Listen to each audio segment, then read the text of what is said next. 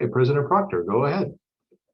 Hello, everyone, and welcome to the San Mateo Foster City School District Board of Trustees meeting. Today is March 10th, 2022, and I'm calling the meeting to order at 5:30 p.m. Right now, we're going to recess to closed session where we will discuss the following items. Item 2.1 is Government Code Section 54957, Public Employee Discipline Dismissal Release. And item 2.2, Conference with Labor Negotiators, Government Code Section 54957.6. Sub A, Agency Designated Representative Superintendent Diego R. Ochoa. We will be back at 6:30 p.m. Thank you.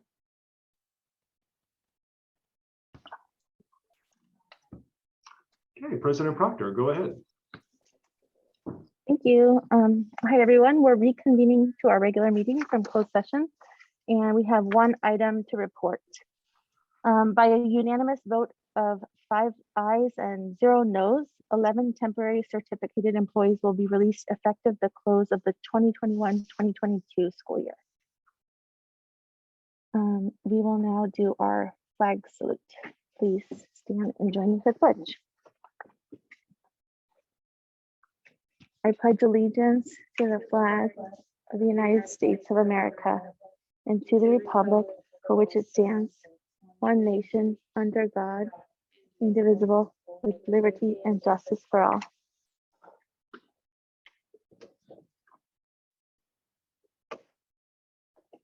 Okay, we will now do item 3.3, roll call.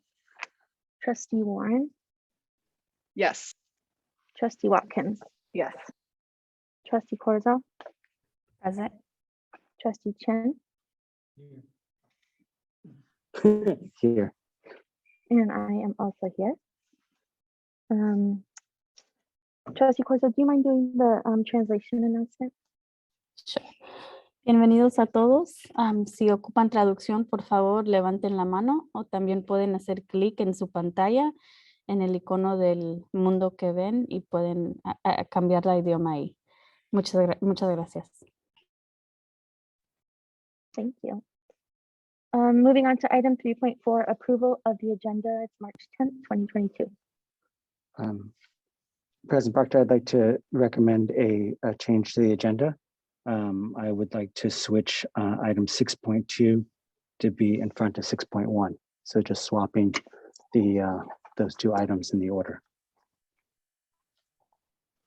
Okay, anybody have any comments about that, or are you making an official motion to do so? I will make a motion to reorder tonight's agenda by having item 6.2 go before item 6.1.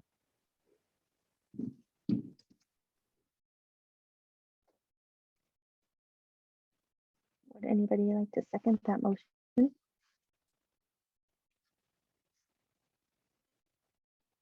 I'll second. Okay, Trustee Chin has made a motion and Trustee Warren has seconded that motion. Oh, I guess we don't need to do roll calls, what I'm saying. So all in favor, please unmute and say aye. Aye. Aye. Aye. Any opposed, please say no. Okay, it looks like, and I don't think there are any abstentions. So 5 votes for moving that agenda item.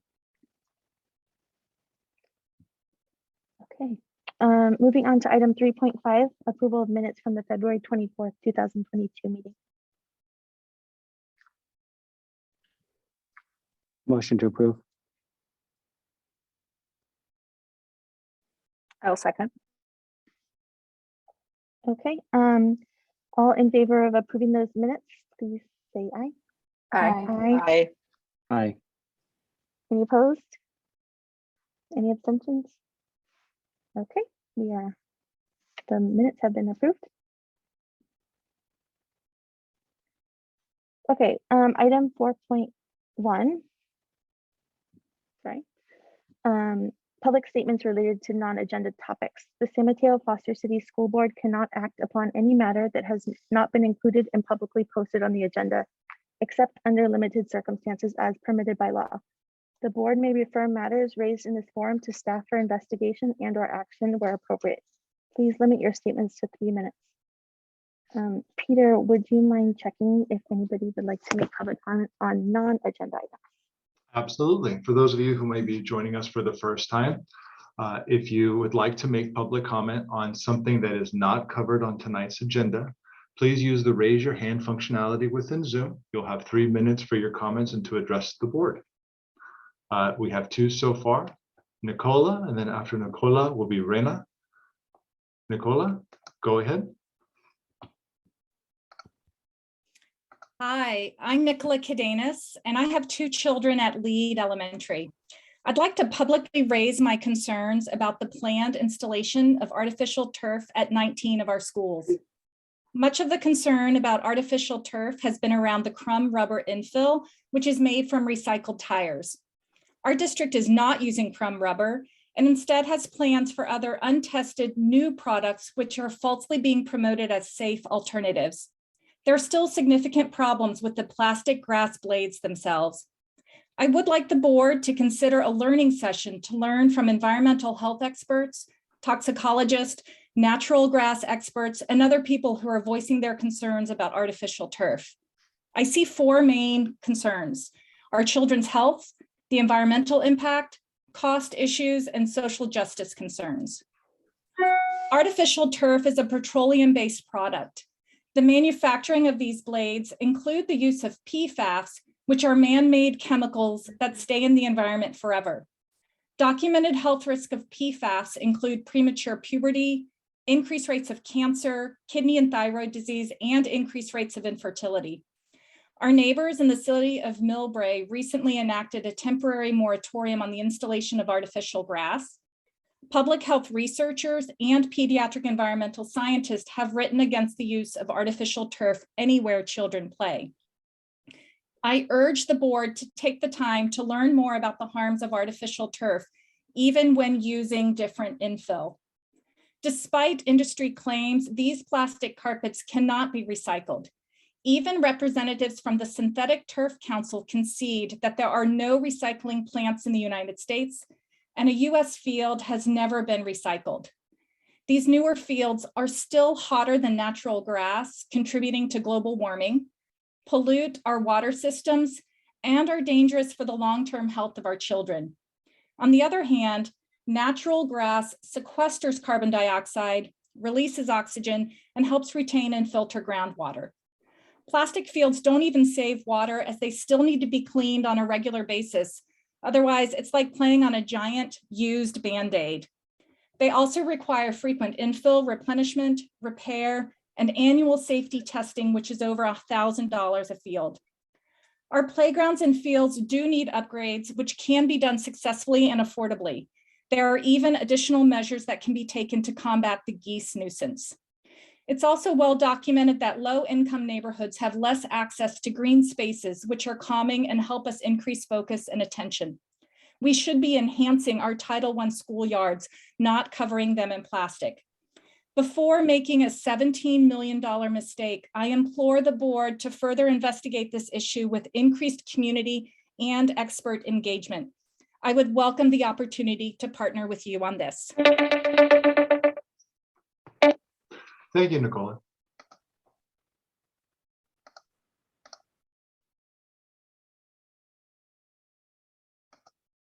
Okay, next we have Rena, and then after Rena will be Wendy. Rena, go ahead. Hi, yeah, my name is Rena Korb and my kids go to Abbott, and I'm calling tonight in regard to the secure campus protocols that were enacted at several schools today. While I understand from the Abbott administration that this status was initiated by the police, there seems to be a disconnect between the level of communication that we, the parents, got throughout the day from the school and through police channels, and what was going on in the classrooms. I didn't hear that much, and then the kids came home and I heard about kids who were not allowed to eat all day. I should be clear, almost 4 hours they were on lockdown. One girl in one of my daughter's classrooms vomited from it. Some kids were unable to drink water all day long. kids had to pee in the classroom in garbage bags or in bottles or a plastic bag, you know, and around their classrooms trying to find some privacy. So to me, I would like to understand what about this situation warranted such an extreme reaction.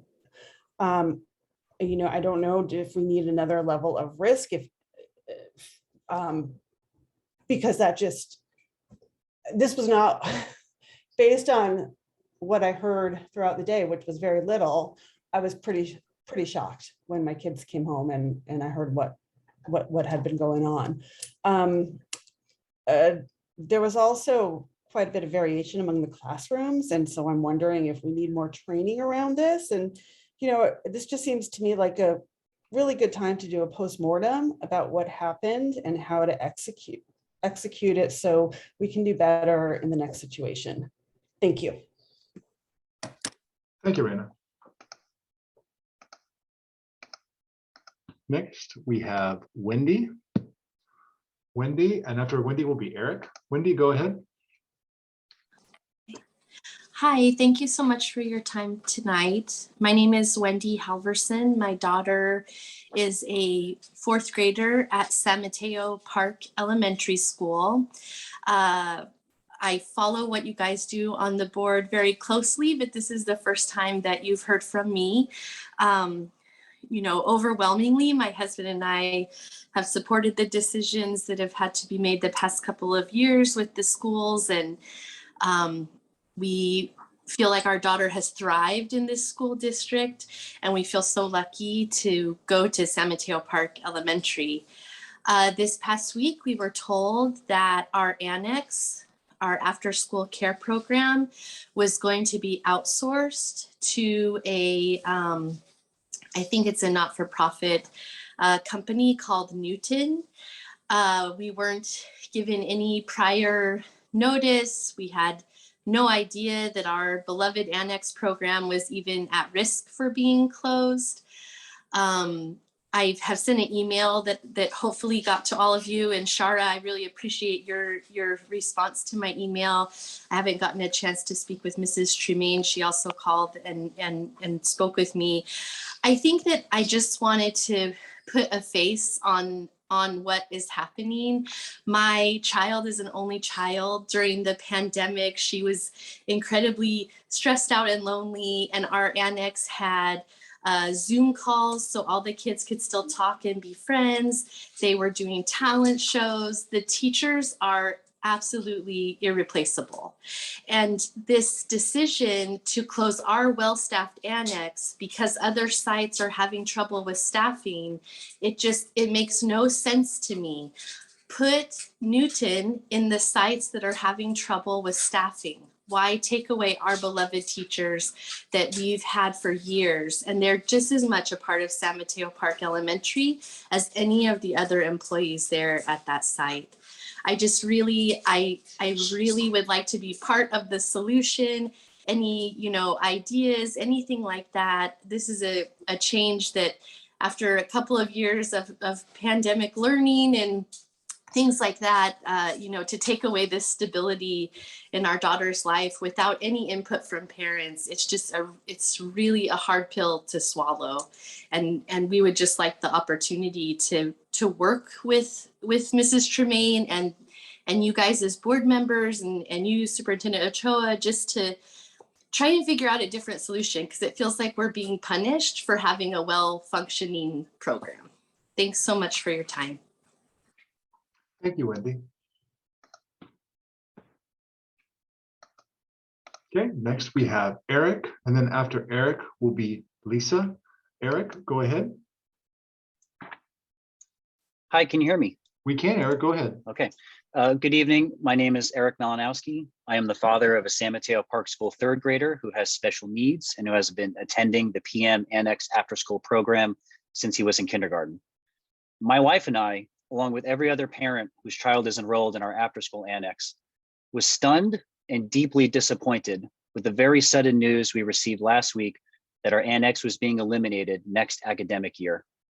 We deeply love Park School and the community that we're building there.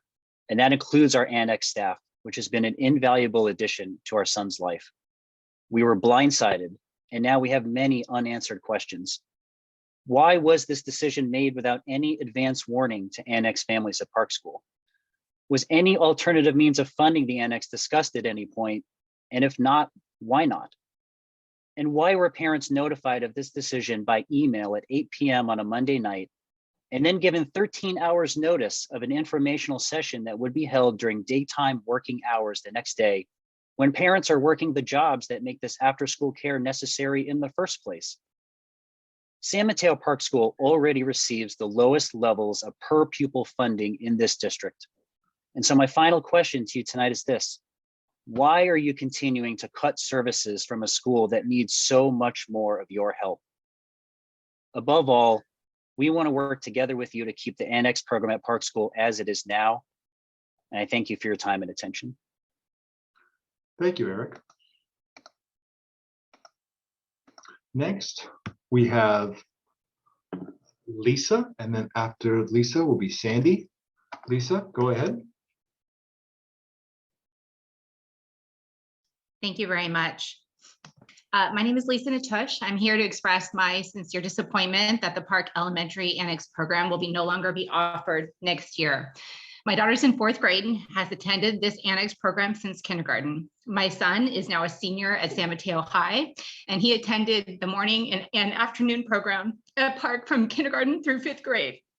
Excuse me, I'm sorry. This program made it possible for my husband and me to commute to our jobs in Santa Clara County for many years with confidence that our children were safely cared for at their school site. We do not have another viable option for our daughter's care next year. We have found the Park Annex staff, Chari and Gloria, to be kind, caring, reliable, and loyal. They've been a consistent presence at Park through challenging times, and they are dedicated to their roles in supporting our students. While I understand that low priority enrollment numbers and staffing challenges were cited as the reasons for the upcoming closure, I feel that Park in particular is in need of the consistency that's offered by the Annex after-school program. Priority enrollment numbers should not be the only site-specific factor to consider. Many of our parents have no idea whether they will even have a job next year that will require childcare, or whether they will even be living in San Mateo. It feels as though Park is not being afforded the same resources that other schools in the district benefit from. Why don't the schools with staffing issues have Newton take over their sites? While I understand that the district has this plan to bring in Newton, we were shocked to be notified of the closure by email at 8 p.m. on a Tuesday, with a meeting scheduled for 13.5 hours later at 9:30 on Wednesday. I was able to scramble to rearrange my work schedule to attend that meeting, but I imagine many parents couldn't. We were also disappointed to hear at that meeting that the email didn't reach all impacted families. I know that the annex fee schedule states that low enrollment in a program may result in closure and that families will be notified as soon as possible.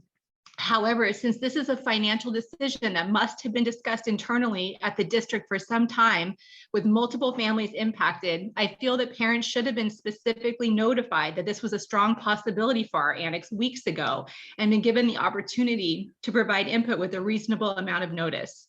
At minimum, the priority registration notification email that was sent in December should have specifically mentioned that this was a possibility, so parents could keep this in mind as they made decisions regarding their employment, their childcare needs, and the wages that they may or may not want to set aside in their flexible spending account with their employer. I'm sure Newton will offer excellent care, and I don't mean to discount their services. I'm grateful that they'll honor our priority registration and continue the same fee schedule. I'm mostly disappointed in the process and the lack of communication by the district, and to lose Chari and Gloria. Thank you. Thank you, Lisa.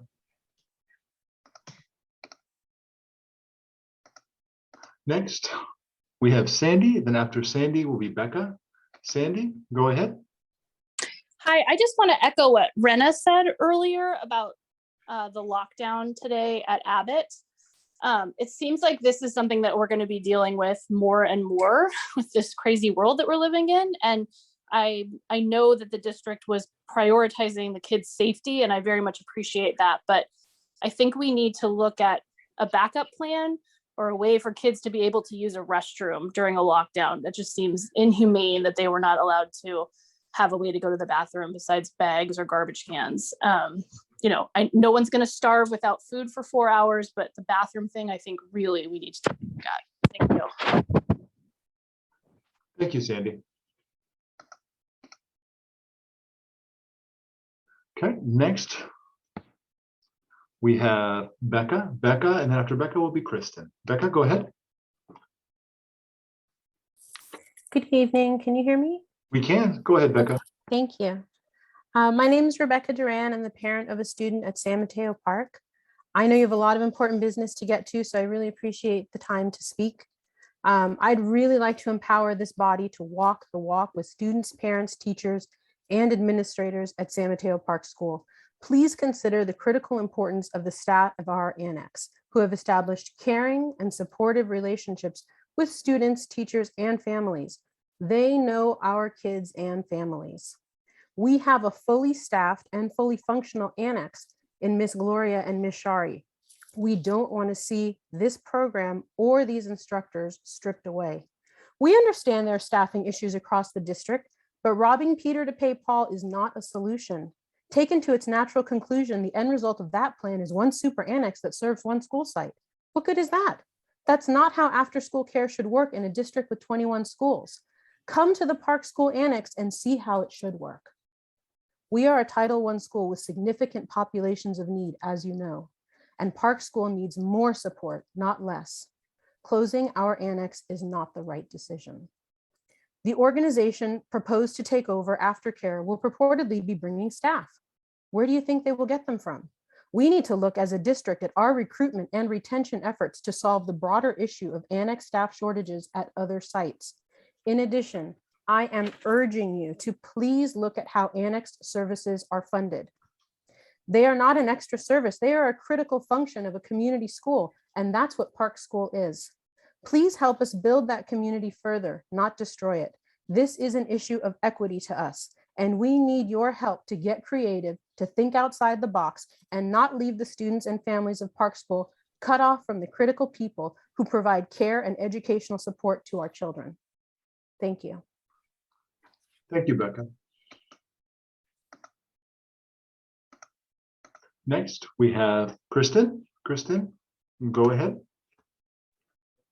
Hi, can you hear me? We can, Kristen.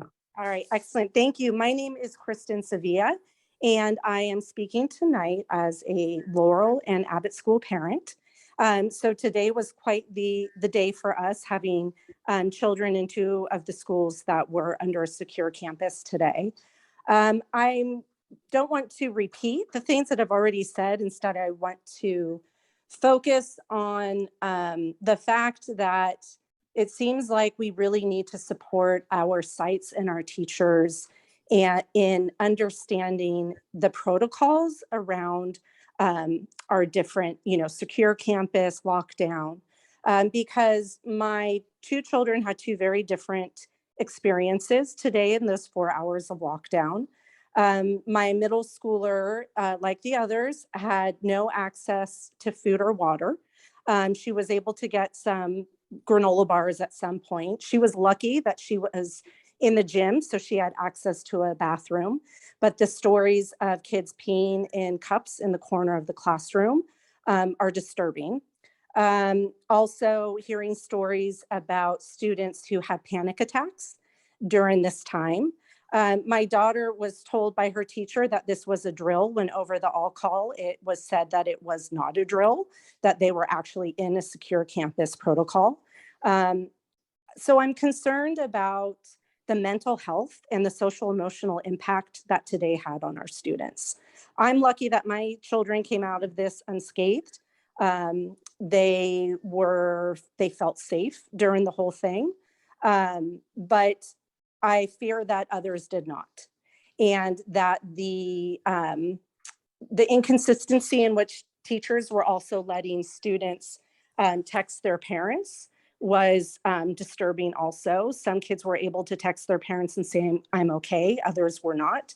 I understand that there is a district policy on cell phone use, but I would think in this moment that we would keep in mind that kids feel safest when they have a connection to their parents, and kids were denied that. I just really, I know we're coming out of COVID. I know this year has been incredibly stressful, and COVID has just taken over. But it's time for us to get back to making sure that these instances like the secure campus don't happen again, by ensuring that all the classrooms are equipped with the materials and the supplies they would in this situation, like a honey bucket, for instance, so kids don't have to go to the bathroom in a cup in front of their peers. Whether or not they had privacy is besides the point. And really to empower the teachers to know how to make these kids feel safe and secure, both physically and emotionally. Thank you. Thank you, Kristen.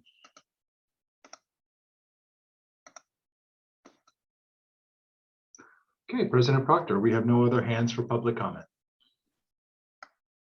Thank you. Okay, I did want to mention, because there's a lot of people on the line, we have 183 participants on Zoom and no one in the audience here. So I just wanted to let everybody know. We will move on to item 4.2, public statements related to agenda items. Persons will be called on at the appropriate time. We're moving on to 4.3, foundation and committee reports. Anyone have anything to share?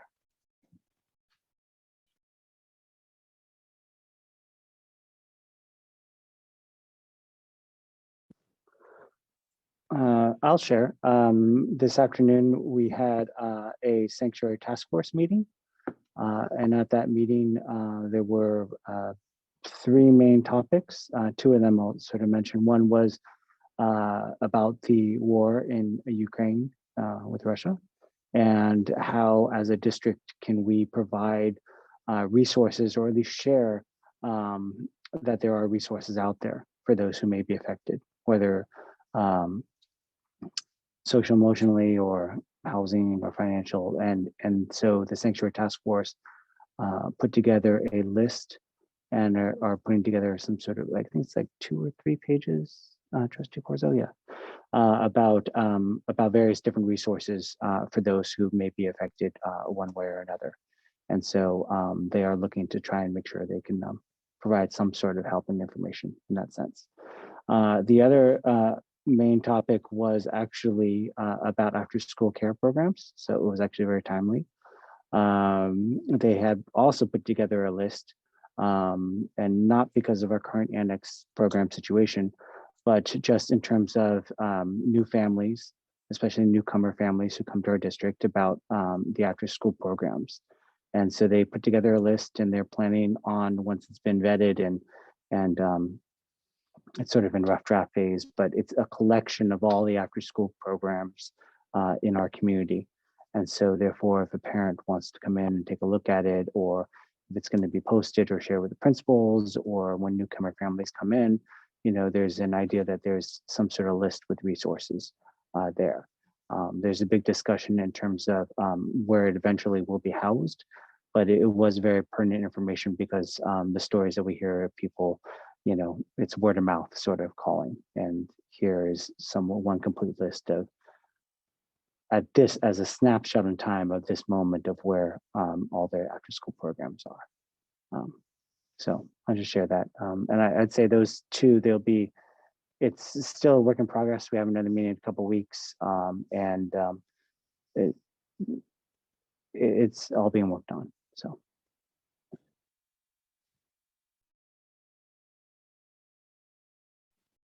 I attended the CDAC committee meeting that was on the 1st of March. We had a presentation from Krista Martinelli, who is a special education attorney, who presented on IEPs and 504s and special education law, and all the intricate, for lack of a better way of putting, nuts and bolts that go along with those documents, like what can get your student an IEP versus a 504, and how all that figures together, and the importance of collaboration. You know, her organization is called the IEP Collaborative, you know, and obviously you get much further if you can collaborate with everybody at the table as opposed to having it more be very warlike. So that was, like, how can we collaborate, parents, teachers, special educators, and everybody at the table. So it was a very informative conversation. A lot of case law, which is a lot, for lack of a better way of putting it. A lot on the case of Andrew F., which defines a lot on parent participation in the IEP process. So it was very, as a parent who's done this for quite some time, I found there were things that I even learned that, just either need to be revisited or retouched. And that was the sense that I got from a lot of other parents as well. So it was a really good experience.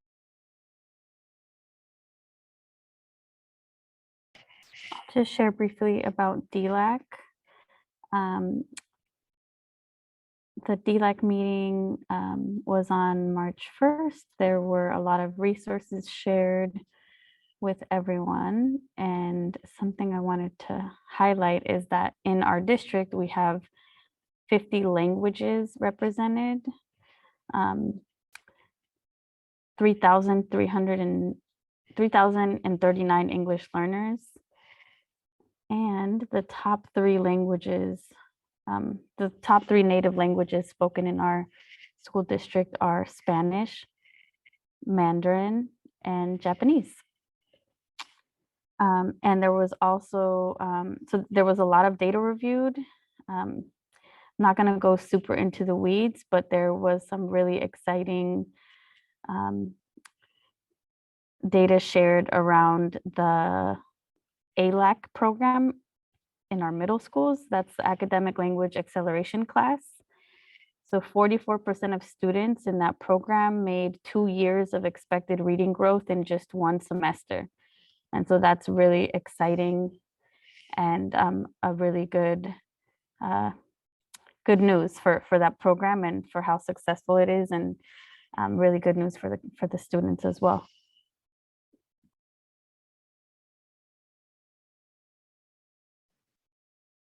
I attended the communications committee meeting yesterday, and we talked about setting kind of some language for a goal for the communications committee that falls in line with our strategic plan goals that we set.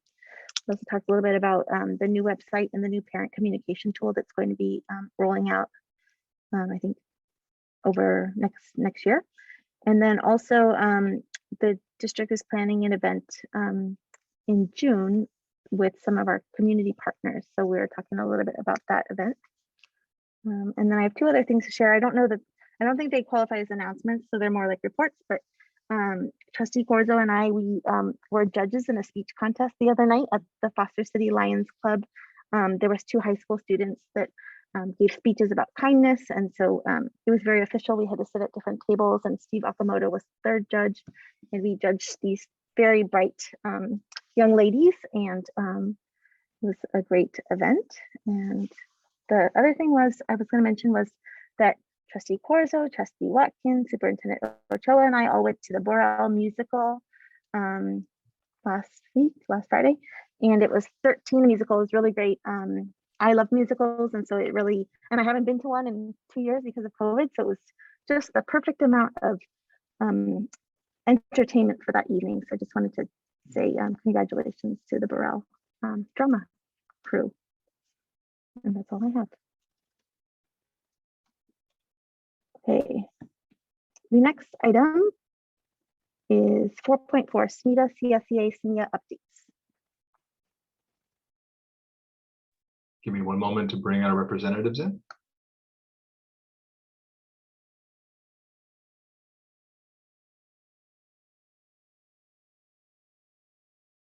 Progress. Good evening, everyone.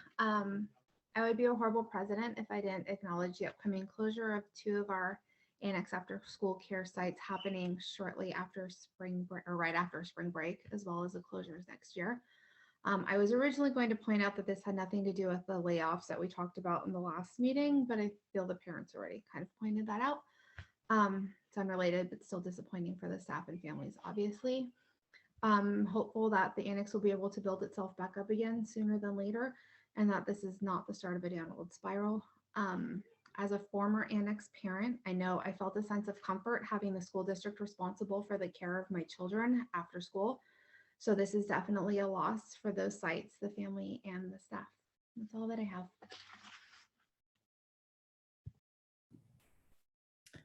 Good evening. I can share from SMETA that today we had another successful bargaining session with the district, and we're making some really positive headway. So we're looking forward to continuing to do that. I personally am looking forward to listening to the discussion tonight about North Central and Fiesta Gardens and what that might look like.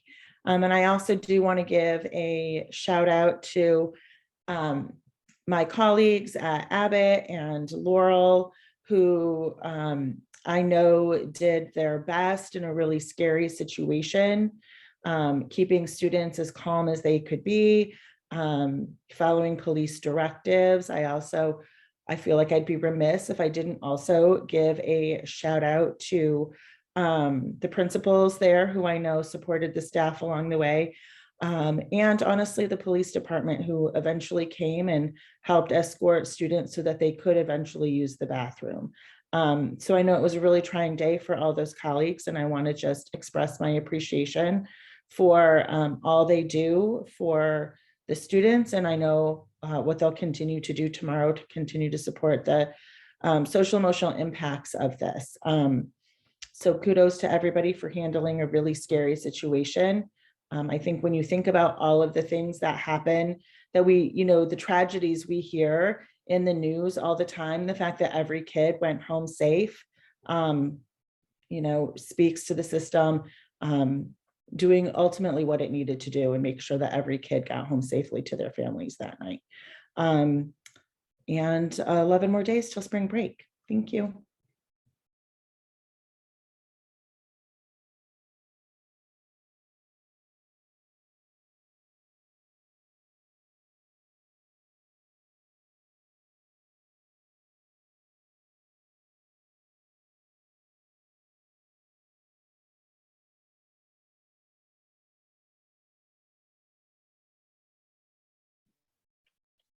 Christian, are you going to give the SMEA update?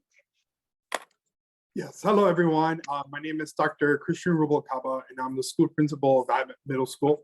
It's a pleasure to be here representing not only Abbott Middle School, but also our school site principals across our district at both the elementary and middle school levels.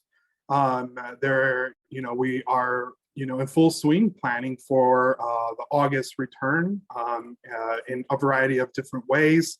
I did want to start off by following with what Julie MacArthur mentioned about today's situation. Just want to applaud the incredible work of the district staff who responded immediately to this situation and really came and stepped up to support our efforts here at Abbott Middle School, and I'm sure at at Laurel Elementary School. Hillsdale underwent a similar situation. We were kind of like the 3 schools that were in the affected region, and we received that directive from the police department. And so we were really following along, those directives from them. But again, I applaud members from our certificated body as well as our classified members for just their Herculean efforts in ensuring all kiddos were calm and safe. And made it home safe. And so I know that we, both Laurel and Abbott, right? We were, triaging students, responding to staff, responding to parents, and really coming together as a community to support all students. And so, and echoing what Julie MacArthur mentioned, right? It's just incredible to see everyone band together. And once it was called off and we were able to come back out for a lunch period toward the end of the day, students were really calm, right? They were really grateful for knowing that we had their best interest and knowing that these things can happen to any school site or school district, and that we responded really quickly through quick communications around campus to ensure that all kiddos made it safe indoors to continue this. So again, I applaud all of their efforts and thank, our Superintendent Ochoa was consistently supporting us and helping us throughout the day, in addition to a lot of his team members at the executive level, Dennis Hills. We also had Dr. Margaret Hereda, who immediately was at the site level to support the situation, and that collaboration was just impressive. So a little bit about what's going on. So there's a ton of great things going around, in terms of, as I mentioned earlier, planning for the next school year. Middle school principals inside admin got an opportunity to explore, a college and career readiness program and elective offering that is really centered on offering students hands-on opportunities for them to be able to explore different career options. We went to visit a school a couple of weeks ago in Salinas, where we saw a ribbon cutting for one of these labs, a college and career lab, and it was just incredible to see the students, interact and communicate and problem solve, all within a very specific unit. And so we're really excited for what the future holds with this program, because we are going full force on planning. I do want to applaud Mr. Ochoa for kind of presenting this idea to us, and really allowing us to collaborate, right, and explore and kind of bring a really rich and effective program that's going to provide students of all backgrounds, students of all abilities, an opportunity, right, to give them an experience that will possibly change their lives. It kind of really got me excited, thinking about my own middle school experience. I didn't have that experience, back in my middle school. So I'm really excited for these opportunities that our students will be partaking in. We're also, right, as part of, as we are imagining and reimagining our master schedule at the middle school level, we're also, beginning to integrate that math pathways courses, right, to begin that work that Superintendent Ochoa and the middle schools had begun, right, to offer students an opportunity, that pathway to algebra, so that they have that opportunity, right, before coming to high school. And so we're really increasing the level of rigor, the level of options that we're offering at middle schools, and the level of preparation for college and career. Here at Abbott, we are beginning to imagine a newcomer wellness center, and really using that program to advance our equity, supports students in our newcomer program. And so we are developing kind of a small center for them where they will have resources, a space to meet, and really opening the doors, right, and really allowing for inclusion to happen and continue to happen here at Abbott. Eighth graders are preparing, right, for high school. This is kind of a really exciting time for eighth graders as they prepare and start, attending those program meetings at local area high schools. They're starting to request for letters of recommendation for others who are possibly moving out of the city or the state. And it's really exciting to see these eighth grade students continue on their journey and preparing for high school. And all the magic that has happened, right, at the middle school level here in San Mateo, Foster City, it's really incredible. In a short period of time, we will also be offering our newcomer students who are in eighth grade a high school visitation experience for them, so that it will be a guided experience for them, and they'll have members from our newcomer program provide them that support and that information that they need, so that they're ready for high school, so that they have all the tools and all the information that they need to be successful. So as you can see, there's tons going on at Abbott, but also just across middle schools here in San Mateo, Foster City. And there's just, the level of support is incredible. And the kids are just really, really impressive in how they've, responded to, coming back from the pandemic. So on behalf of SMEA, I am a SMEA rep member, the San Mateo Educational Administrators Association. On behalf of SME, I want to thank the board members for all of their support and, working with us, working with Superintendent Ochoa to make the magic happen and bring in the supports and the equity task forces and all of those pieces to allow every child to thrive and succeed here in our district and beyond. Thank you, Alicia, Julie, and Christian for those updates. They were really great, so thanks. Thank you. Okay. Item 4.5, announcements.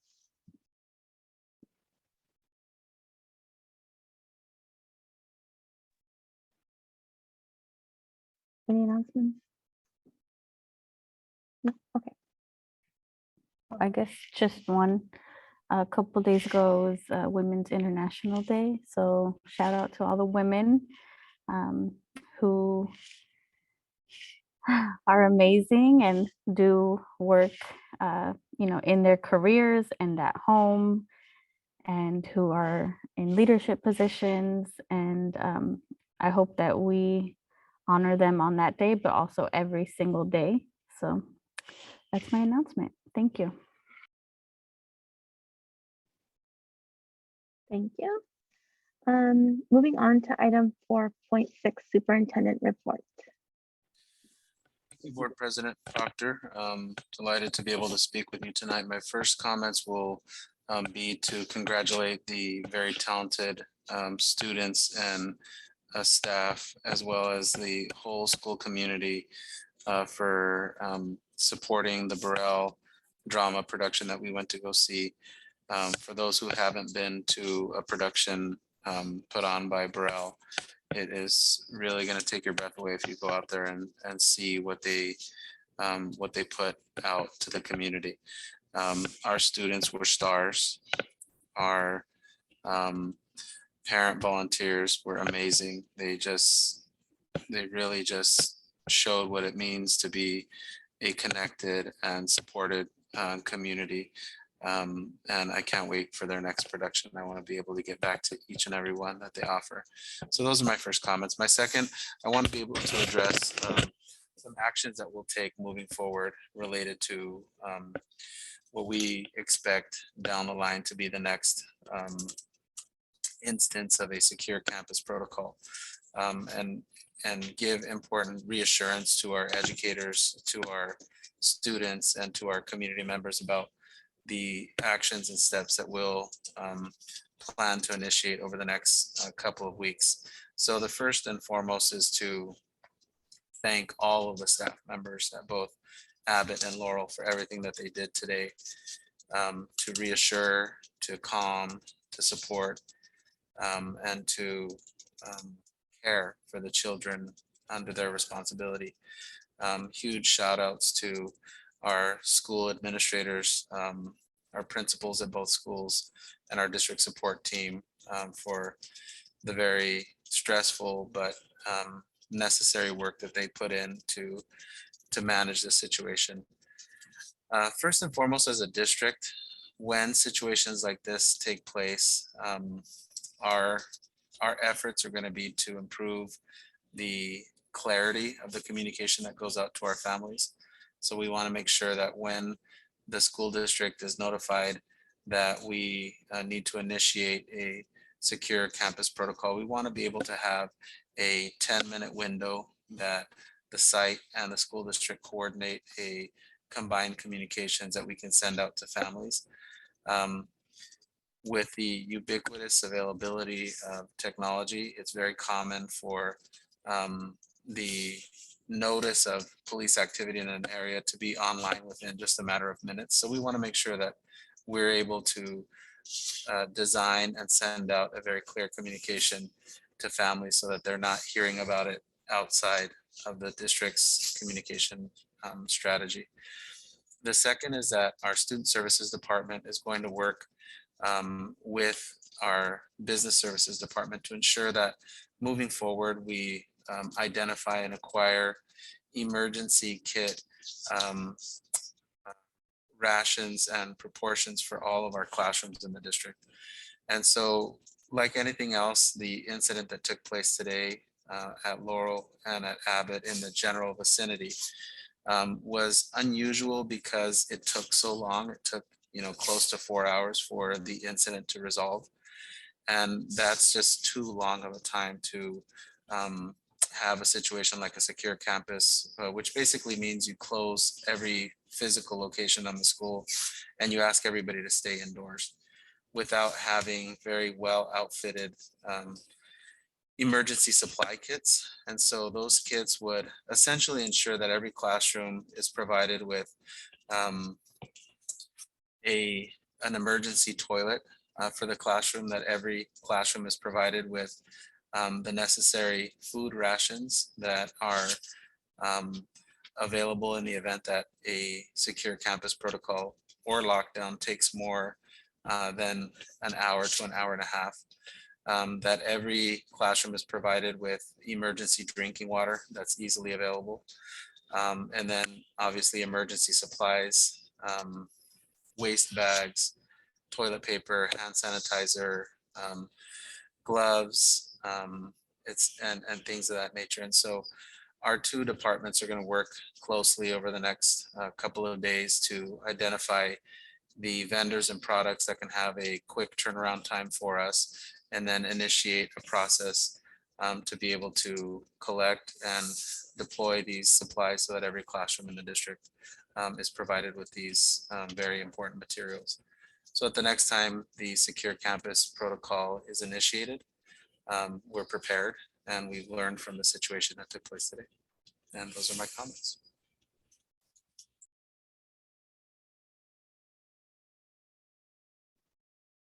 Thank you for the update. We will now move on to item 5, proposed consent agenda. All items on the consent agenda are considered by the board to be routine and will be enacted by the board in one motion in the form listed below. There will be no discussion on these items prior to the time the board votes on the motion unless members of the board, staff, or public request specific items be removed and discussed from the consent agenda. The superintendent and staff recommend approval of all consent items. Movement on any recommended consent item is appropriate at this time. Are there any trustees that would like to remove any items? Okay, Peter, can we check with the public? Absolutely. If there's any members of the public that would like to remove a specific item from the consent in order to make public comment, please use the raise your hand functionality within Zoom now. I'll call upon you one at a time and ask you what specific agenda item you would like to make public comment on. Okay. First we have Dina, and then after Dina will be Megan. Dina, what specific item would you like to make public comment on? 6.2. Okay, Dina, 6.2 will come after the consent item, the consent agenda. So if you could just lower your hand for now, we'll call upon you at that time. Thank you. Thank you.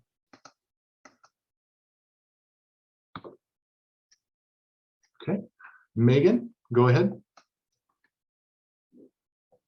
Megan, because you're using a different, an older version of Zoom, it's going to kind of log you out and promote you as a panelist. I'll ask you at that time what agenda item you'd like to make comment on.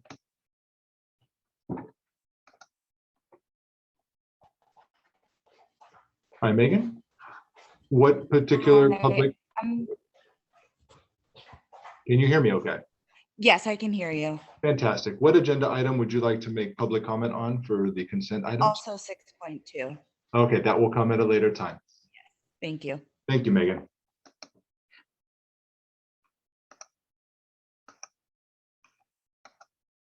Okay. President Proctor, I think we have no hands for public comment. Okay, thank you. Would anyone like to make a motion on this? Motion to approve the consent agenda. Second. Thank you, Trustee Chin for the motion and Trustee Corzo for the second. All in favor of approving the consent agenda, please say aye. Aye. Aye. Any opposed? Any abstentions? Okay, the consent agenda has been approved. Let me scroll down here. Okay, we are now on item 6.2, which we decided to move before 6.1. So 6.2 is proposed change to safe return to school plans, schools plan establishing mask wearing as optional. Thank you, Board President Proctor. Tonight's item 6.2 is in relation to a topic of great concern for all members of the school community. The item itself is something that we've been discussing really since the beginning of the year as part of the district's safe return to schools protocol. But there have been a number of developments over the last couple of weeks that have ramped up the district's responsibility to respond to those updates and have really caused a reaction and renewed interest from all elements of our stakeholder community. As a public school district, we are responsible for the education of close to 11,000 students, and we are the working home of close to 1,200 employees who are wonderful people and very dedicated professionals. And so for close to almost probably exactly close to a full year, our employees who've been reporting either in hybrid or in this school year, full-time, day-to-day instructional program in the district have been wearing masks universally and as a requisite, as part of a mandate that came from the California Department of Education and the California Department of Public Health. Those winds have begun to change in the last 20 days. And as a response to the governor's presentation on February 28th, in which Governor Newsom and the Secretary for the Department of Public Health and Human Services made a change in the state's guidance relative to a shift from what has been a mask mandate to what will be a strong recommendation for use for school masks in a statewide application beginning on March 12th. And so what I bring to the board this evening is a proposal to change the Safe Return to Schools plan, establishing a strong recommendation for the use of school masks, which is different than the current mandate to use masks on schools campuses. As part of our process to arrive at this recommendation and to present to the board this item for hopefully discussion and action, the district has taken a series of different actions over the last 3 weeks to, I believe, provide the context and the information to allow the board to make an informed and well thought out decision. Those strategies included very purposefully timed engagements with the community, 2 of which are Café con Diego events that elicited close to 200 participants online in a question and answer format and a open mic, albeit using Zoom technology. In addition, 2 separate board community workshops in which members of the community were invited to come and speak directly to board representatives to be heard on the issue of the mask mandate and the governor's recommendation to shift into a mask recommendation. In addition to that, the school district initiated 2 separate surveys for parents and for employees over the last 3 weeks. In addition to that, the school district initiated a survey for students. In addition, the school district has held a Zoom engagement with 2 of our school board members and any interested school employee to allow our employee representatives and our employee groups to speak directly to members of the school board and elevate their voices so that they may be heard. Part of what factors into the administration's recommendation that we transition into a strong recommendation on March 14th, which would be next week, is that the district has been highly involved in implementing a series of mitigation strategies from the beginning of this process, to include a high percentage of students and staff participating in our pooled testing program, to include being the host and coordinating student vaccination events on our campuses on multiple occasions, and to include establishing a regular and highly utilized evening COVID testing structure at multiple schools. Depending on the month, it's gone up and down in terms of the number of days per week we operate it. But we have become the host for these various activities. And as part of the district's desire to maintain and strong communication with families, we've also initiated a series of reports that we publish on a weekly basis that are viewed to a tremendous extent by our community.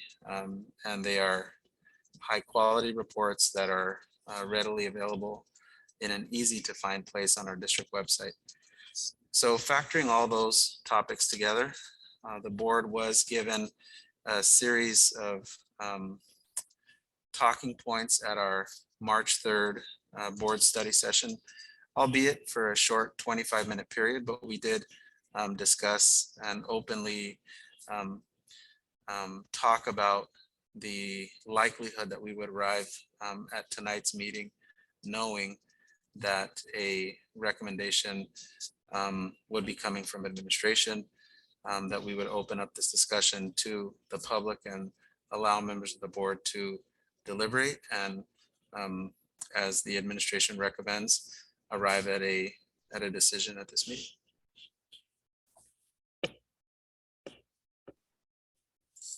Thank you very much. Do we have any clarifying questions at this time? No? Oh, you do? Okay.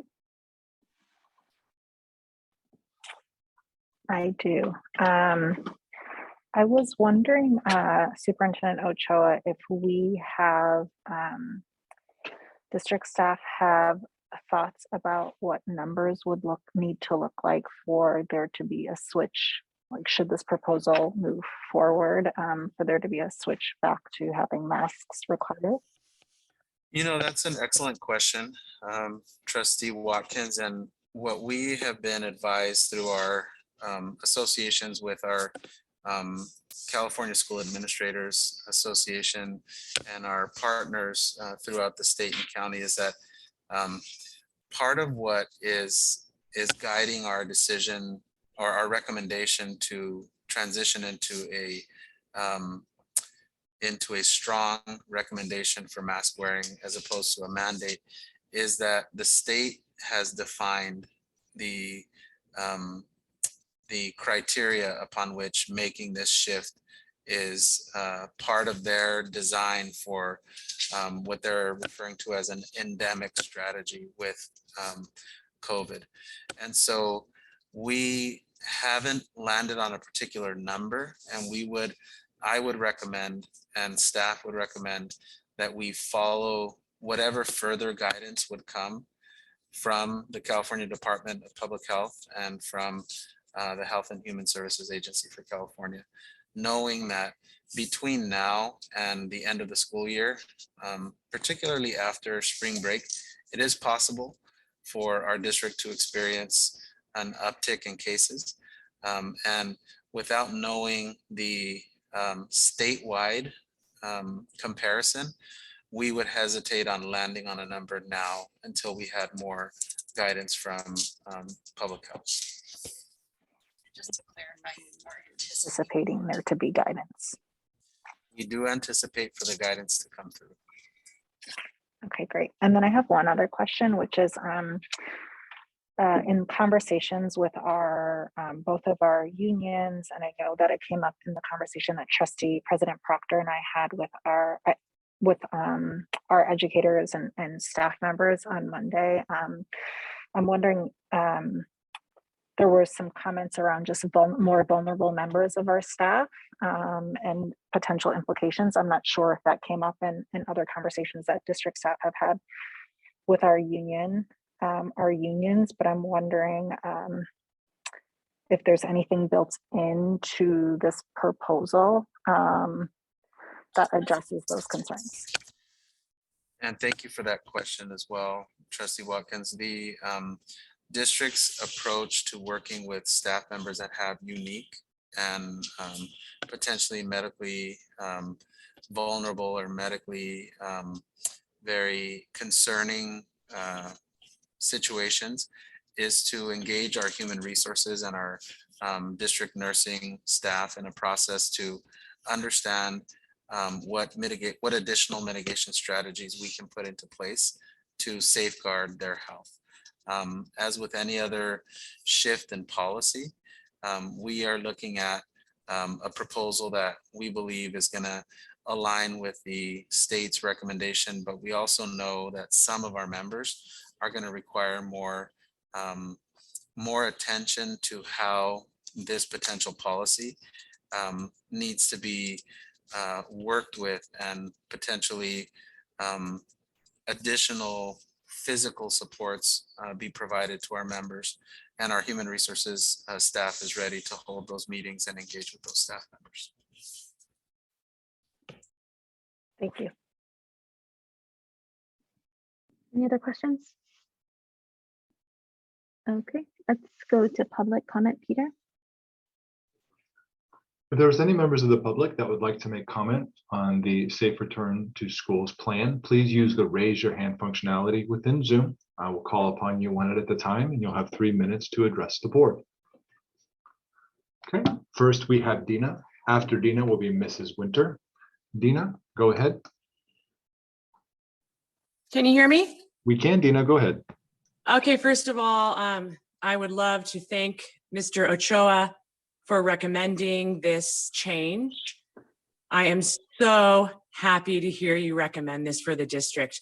I'm a local school teacher here in San Mateo, and after I've listened to you, our local health officer, CDC, state and federal governments, I can't imagine anyone sitting on the board having a different opinion unless they're speaking from their personal preference and comfort level.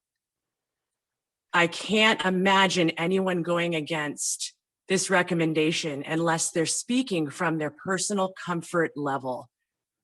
And I can't even imagine if this doesn't pass tonight. So I'm just going to wish that it does, and everyone sitting there allows this to pass so that parents, families can choose for themselves. Board members should not have the power to choose this over all of these health experts. I have a 6th grader here that would like to say something quickly. Her name is Steffi Hines, and she goes to North Shoreview. I'm still grieving over what I've missed with wearing a mask. I just want a chance to get to heal the pores that have grown on my nose from wearing a mask, and want to be able to see my friends and teachers' full faces once. To have to keep on wearing a mask after all our community has gone through together is unforgivable. And thank you for your time. Thank you, Dina.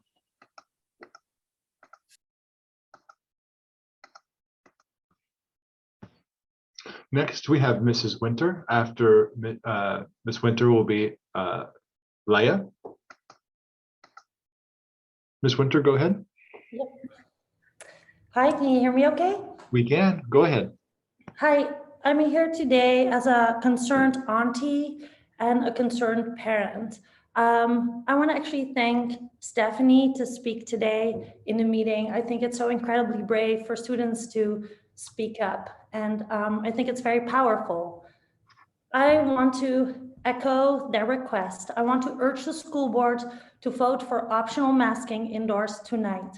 Please just let the doctors do the doctoring and follow state and county health guidelines.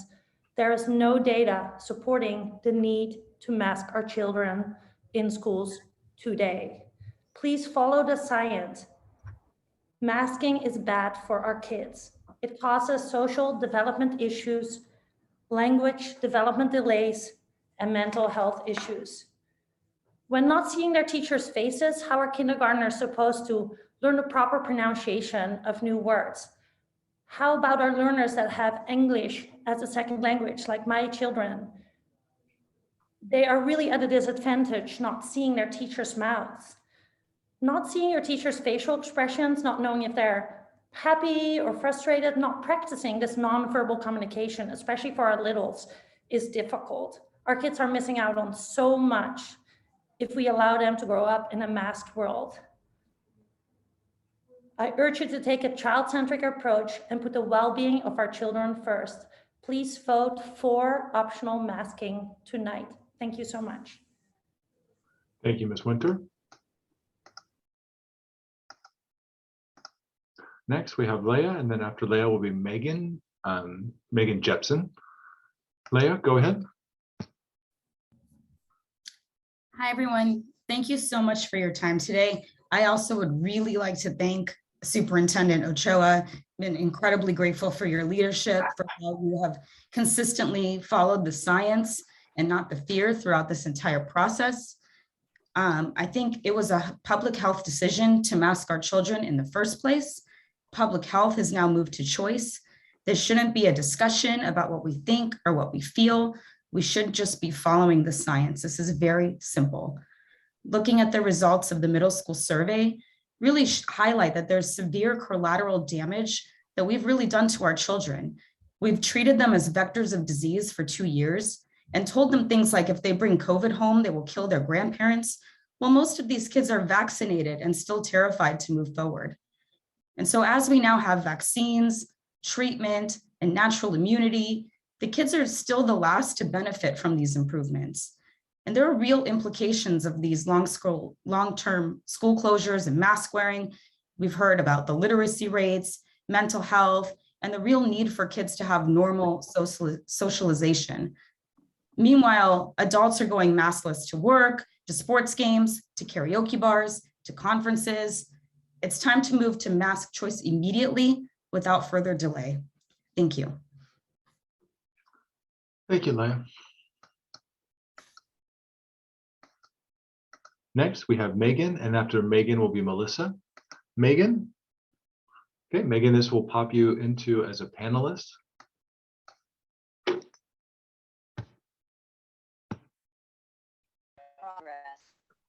Hi, can you hear me? We can, Megan. Go ahead.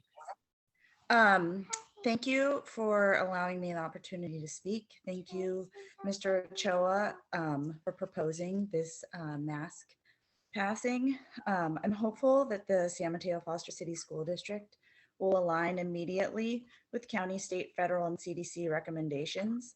Establishing mask wearing is optional. There's no need for further delay. As an early childhood educator, I'm observing firsthand the delays of language and speech as a result of long-term mask wearing. Children need to see and hear language without a barrier because it's safe. Let them see lips, let them hear words, and let them learn.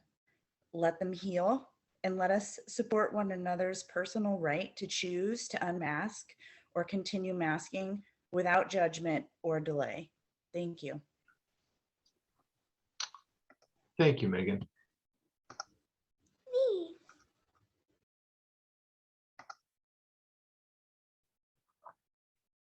Okay, next we'll have Melissa. After Melissa will be Magnus.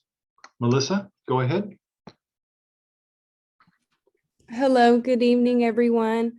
I would like to advocate for masking to be optional.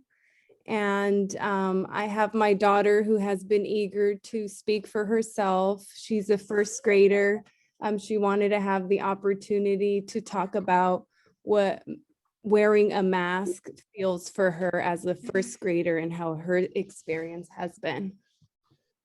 Hi, my name is Mariana and I am first grade, and I don't like it when I have to wear my mask. It makes me really uncomfortable, and I just want to see everyone's faces so I can breathe and breathe in the Mother Nature, because I don't like it when I have to wear my mask. It makes me feel really uncomfortable, and I really have to, and it really makes me breathe hard. And I just want to have the opportunity to not wear my mask, because I just want to breathe in the fresh air and see all of my friends' faces, and just to breathe in Mother Nature, because I don't like it when I have to wear my mask. Thank you, Millie. Thank you. Thank you, Melissa.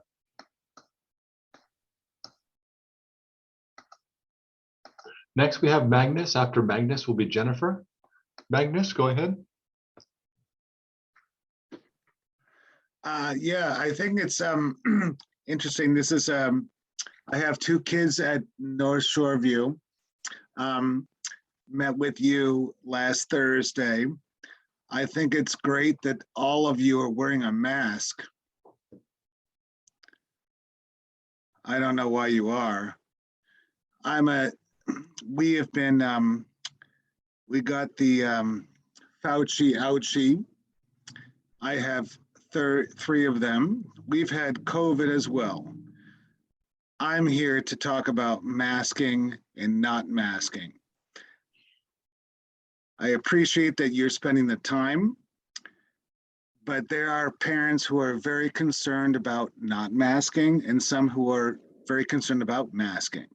And this is a thing that people need to work through, I think.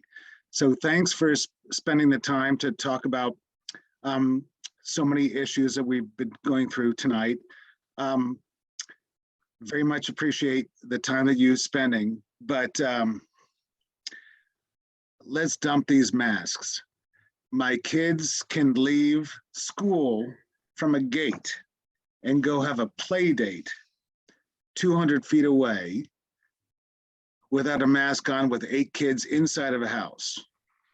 I think that it's time for the parents to be able to make their own choices. We've done this for 2 years. Thanks for the time. Let the parents decide.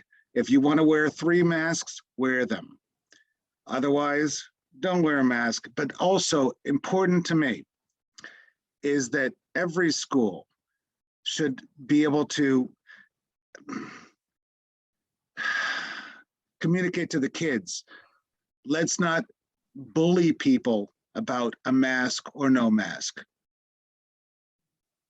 That's kind of what it's important to me, because I know that there are people who feel one way or people feel the other way. So if we go with the other to the mask, highly recommended way, maybe we can work through that process to let kids know, hey, don't poop on other kids because they're not wearing a mask. Thank you so much for your time. I appreciate all of you. Thank you. I'm done. Thank you, Magnus. Appreciate it. Next, we have Jennifer, and after Jennifer will be Brandy. Jennifer, go ahead. There you go. Okay. Hello, can you hear me? We can, Jennifer, go ahead. All right. I want to thank you. I make it emotional. I try not to. Every time I think about my kids having to go to school with their mask on, I cry. Every time I hear of children being able to choose mask or not mask, I rejoice 1 second and then I cry for my kids. My son especially, it's ADHD. And I know those that are familiar with that, reading facial expressions is so important. Reading body language is so important. And for him not to have access to that is hurting his relationship with his peers. It's hurting his relationship with other adults. My children are normally, very sociable with people, and when they can't see people's faces, they want to hide behind me like Bambi's mama. And there's just no need for it. And I'm so thrilled that we are finally making the talk to go optional, because I, as a parent, want that for my kids.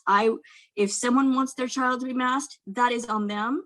And if I want to not mask my children, that should be our decision. And I'm pleading and imploring and, just to please let us have that option finally, so that we can actually all get on with our lives. Thank you so much for your time. I truly appreciate that.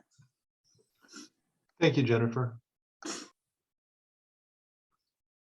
Okay, next we have Brandy, and then after Brandy will be Nicole. Brandy, go ahead. Good evening, everyone. Thank you for the opportunity to speak tonight, and thank you to Superintendent Ochoa for recommending this change for our families. In light of the continued discussion regarding masking for our district, I just request again that you make it optional to align with the state immediately. We have followed all science and data thus far in the pandemic, and there is no logic in not following it now.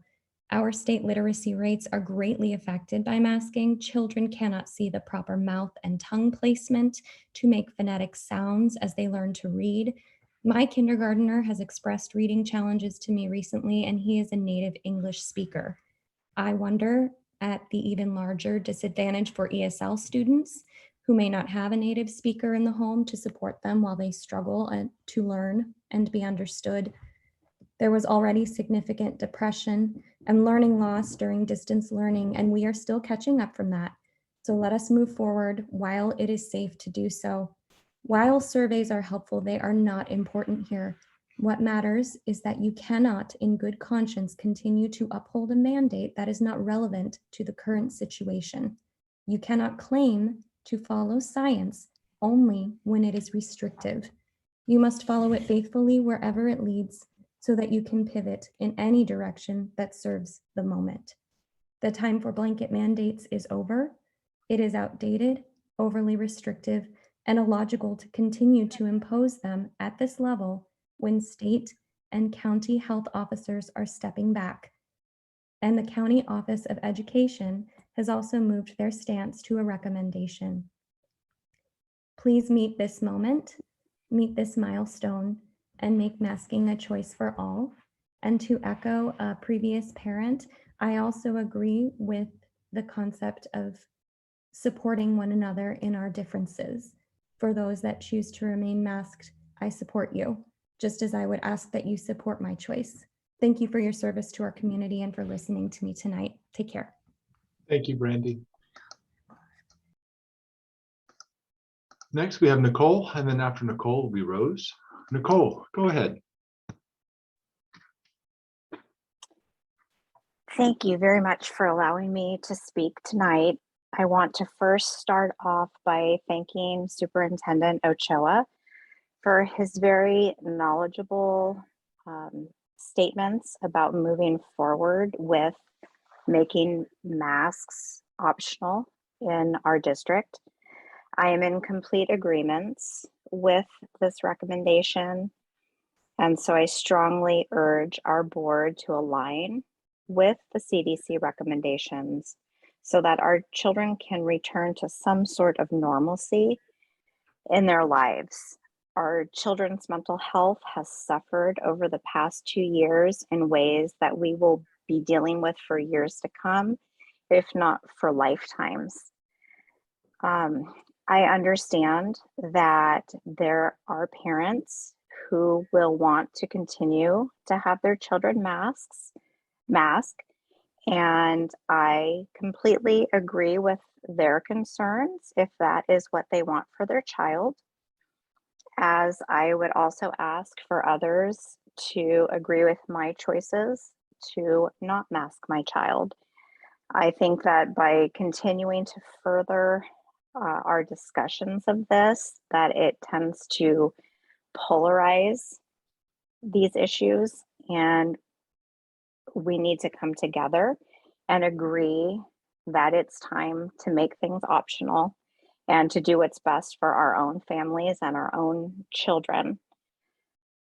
I also know that I want to second what Magnus said about how children who do come to school maskless should not be shamed for choosing to do so, as they shouldn't shame other children for masking. We all need to envelop everybody's choices, and that's just part of growth in our social and emotional learning. And it's important for us to come to terms with this as an endemic problem, disease that will be with us for a long time. And so I urge the board to please vote for masking to be optional so our children can have a normal experience in school, and also to help with their literacy rates, because I do see children struggling because they cannot see how words are formed, and they can't hear very well, as well as I can't hear very well with people speaking muffled under their masks. So it's really affecting our children in many ways. Thank you very much for your time. Thank you, Nicole. Next, we have Rose, and after Rose, we have Audubon parent. Rose, go ahead. Hi, can you hear me? We can, Rose, go ahead. Hi, thanks for letting us all speak and about this mask being optional. The first thing I want to mention is that at the beginning of the pandemic, I don't know if you guys remember, but Fauci had stated that masks should be left to the healthcare workers. And then there was a lot of going back and forth. And then he said, oh no, we should wear 2 masks. And then there's just been like so many contradictions from the CDC. And you know, the masks, like the boxes of masks state that the masks don't even protect against COVID. And then if you just take a look at the State of the Union speech, there's all these elderly politicians hugging each other, greeting each other, everyone maskless. And I don't see how adults are able to go without masks, and then we just leave the kids to the, you know, to the last minute, like, oh yeah, we're gonna decide today if they could go without or not, you know? And so it's like how all the other parents have been saying is, you know, follow the science, you know, follow what the doctors are saying, what the experts are saying. And I just really can't believe that it's just been all this time that it's taken just to decide if kids are still gonna, you know, if they're gonna be able to go without masks. And I just wanna mention my boys. I have 3 boys that go to George Hall. They're 5, 8, and 10.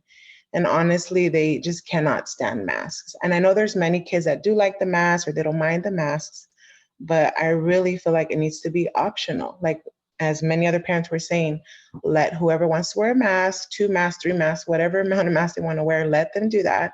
And the ones that go without masks, let them do that as well. It really is a personal choice. And honestly, I feel like it doesn't make much of a difference, but you know, whoever wants to wear their masks, let them wear their masks.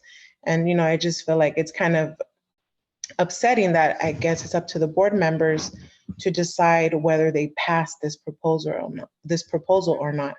So, you know, this is just, COVID is just, it's an endemic now. It's not going to go away. It's just something that we have to learn how to live with it, and, you know, let people decide what they want to do with their own bodies.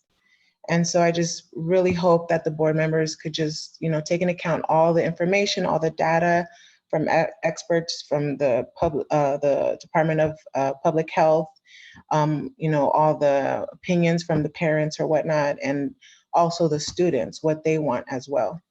And so I just really hope that the board could vote for it to be optional. And thank you for your time. Thank you, Rose.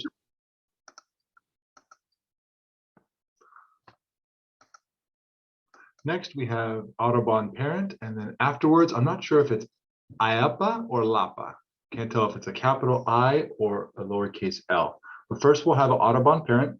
If you wouldn't mind introducing yourself.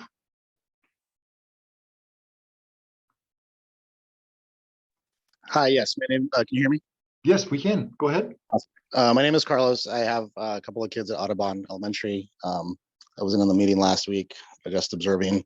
But I've spoken before, I think maybe a couple of weeks ago when the first announcement was made. I just wanted to echo all the parents so far that I think we should move forward with making masks optional. I think we're at a safe point now, at least here locally and regionally, where it's more than feasible to move to the optional masking, especially given that the state and the county are making it a strong recommendation and not just a requirement anymore. And for anybody that's just like fearful, which is understandable, I think you just need to remember where we live. This county's done everything right, from the district to the health officers to everybody involved. Some of the decisions were tough. Running big organizations is not easy. Running counties is not easy. I understand that. But we've done everything correctly. We've quarantined when we needed to quarantine. We've isolated, we've vaccinated, we've boosted, we've masked. And we're at the point now where everybody seems to think we're at an endemic. So I think it's safe to remove the masks. And I would just echo what some of the other parents said as well, that it's going to be up to everybody to decide. So we shouldn't, kids shouldn't be bullied one way or the other. And that's actually something that I think parents will need to talk to their kids about on their own. I don't think it's going to happen much. It's something that I've already mentioned to my kids, that if masks come off, that, some kids won't take them off, some kids will, and that's fine. There's nothing wrong with that. And just by watching and observing the last couple of weeks, I think the majority of people will likely keep their masks on for a while. So it's not going to be like everyone's going to show up maskless on Monday. I think it's going to be a process, which is fine. So again, I just want to say thank you to you guys for everything you've done for the past couple of years. And you definitely have my vote for making masks optional. Thank you. Thank you, Carlos. Next, again, Lapa or Ayapa, and then afterwards is Caden. Ayapa? Yes, thank you very much for having me. My name is Dimitri. I wanted to say that a lot of people in the school district have children in the household that are still ineligible to get the shot. They may also have immune compromised relatives, be themselves immune compromised. They may have pregnant moms, or be attending a classroom where a teacher is immune compromised and or pregnant. All of these categories are high risk of hospitalization and death from contracting COVID. The new vaccine efficacy data from Pfizer for 5 to 11 shows a dropping to 12% effectiveness against Omicron. It still works at preventing hospitalization though, so that's good. But it's not good enough to prevent infection. The data came out a day after the CDC. What was that? I'm sorry about that. Apparently I forgot the timer. Go ahead, continue to make. Okay. The data came out the day after the CDC announced their new mask guidance, which is what you're all discussing. Masks, just like vaccines, are another layer of mitigation. Why take it away now, especially in light of the new Pfizer data? Everyone keeps saying, follow the science. Great, let's follow the science, complete with all data. Pfizer is testing boosters for 5 to 11 as a result of the new data. Regarding the State of the Union speech, they were maskless because everyone was required to present a negative PCR test, not just a rapid test, a PCR test. There's a 10% chance of contracting long COVID after you had regular COVID. The long-term side effects are not fully understood or known, and I would rather not subject your children or my children or any of you to the effects of long COVID. I don't think it's reasonable to put the burden on the kids to keep themselves and their teachers and their family members safe. And I don't think masks should be coming off until all kids, including 0 to 4, are eligible to get the shot. Thank you for your time. Thank you, Dimitri.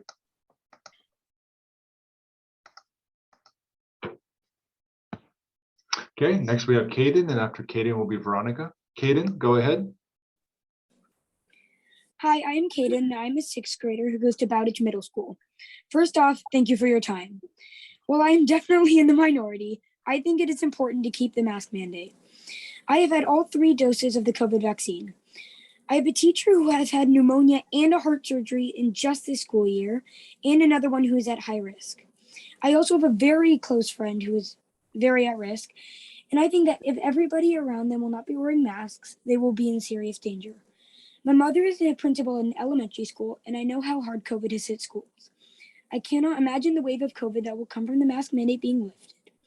It is not the fact that people don't want to wear masks that is a problem, but more the people who will be affected by this. If there were no people at high risk, I wouldn't be as opposed to the mask mandate being lifted. But since many people I know might be affected by this, I have to stand up for my friends who could be seriously hurt.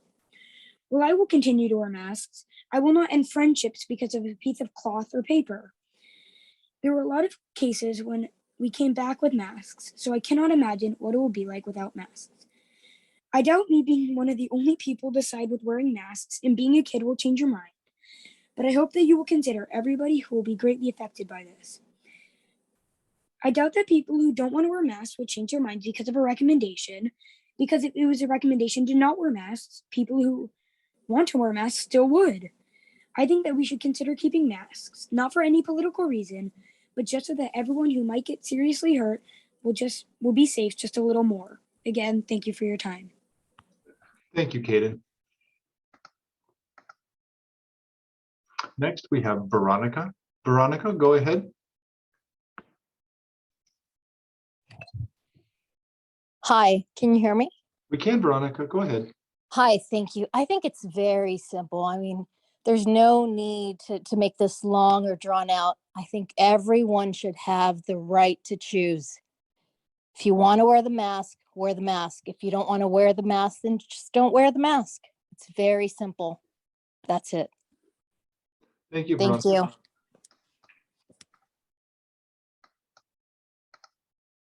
you. Okay, next we have Reina. Then after Reina will be Zoom ID identified as parent. Reina, go ahead. Hi, thank you. I just wanted to sort of say I'm one of maybe the few people here who can see both sides of it, and whatever you guys choose to do is fine with my family, and I know I have friends who feel the same way.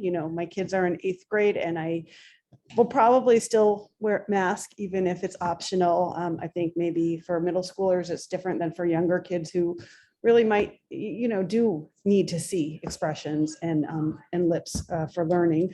But I do hope my one big thing is I know the superintendent said we will follow the county, and I just hope that we're really nimble on that if we see cases spike up, because not to be like a doomsday kind of person, but the Omicron variant is already here, and getting people who are unvaccinated. And so who knows what's going to happen. And that's all. Thank you so much. Thank you, Reina. Next, we have a person identified as parent, and then after that will be Megan. Parent, if you wouldn't mind introducing yourself.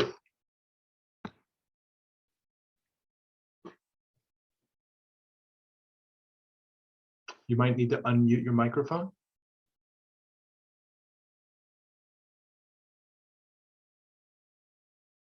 Okay. I tell you what, we are going to go to the next. I'll leave the hand raised for now, go to the next person, and then we'll try to come back. Okay, let's go to Megan. Megan, go ahead. Hi, thanks so much for allowing us a platform to speak. I have to say that I actually really agree with Dimitri and Kaden. I am a licensed and practicing pharmacist, and I have to say that taking away the mask mandate seems very premature to me. My daughter is in 3rd grade. And as a public school, I think it's really our prerogative to keep public health in mind. We have vaccination requirements for school entry for things like MMR. And right now in healthcare, we have what we call a Swiss cheese model. And that's, you layer up mitigation strategies. And without a vaccine mandate or a pooled testing mandate, it seems a little bit premature to remove that mask mandate. In San Mateo County, we have a 59% vaccination rate for children 5 to 11, and that just feels too low to take away the mask mandate right now. And Trustee Watkins brought up a really good point. If we don't have a clear idea of what needs to happen in case we need to pivot and reintroduce it. It feels premature to take it away without that full clear knowledge of what is that demarcation line, especially considering that a 2-week spring break is coming up. I just think that with the surveys and looking at those results, it seemed like a real 50-50 split. So it seems like there's not a huge majority either way. So the status quo right now is the safest option. And masks aren't protecting the wearer, they are protecting their community. And I think it's really important to keep public health in mind. We have strong no nut policies at school, and that is also a public health issue. So I think that this is a public health issue.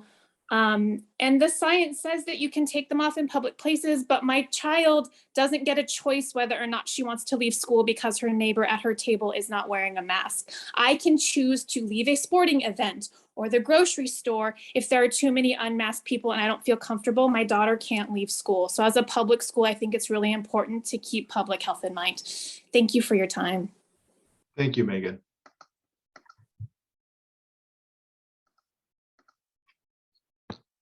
Okay, well, let's try the person identified in Zoom as parent one more time. Are you there and maybe need to unmute your microphone?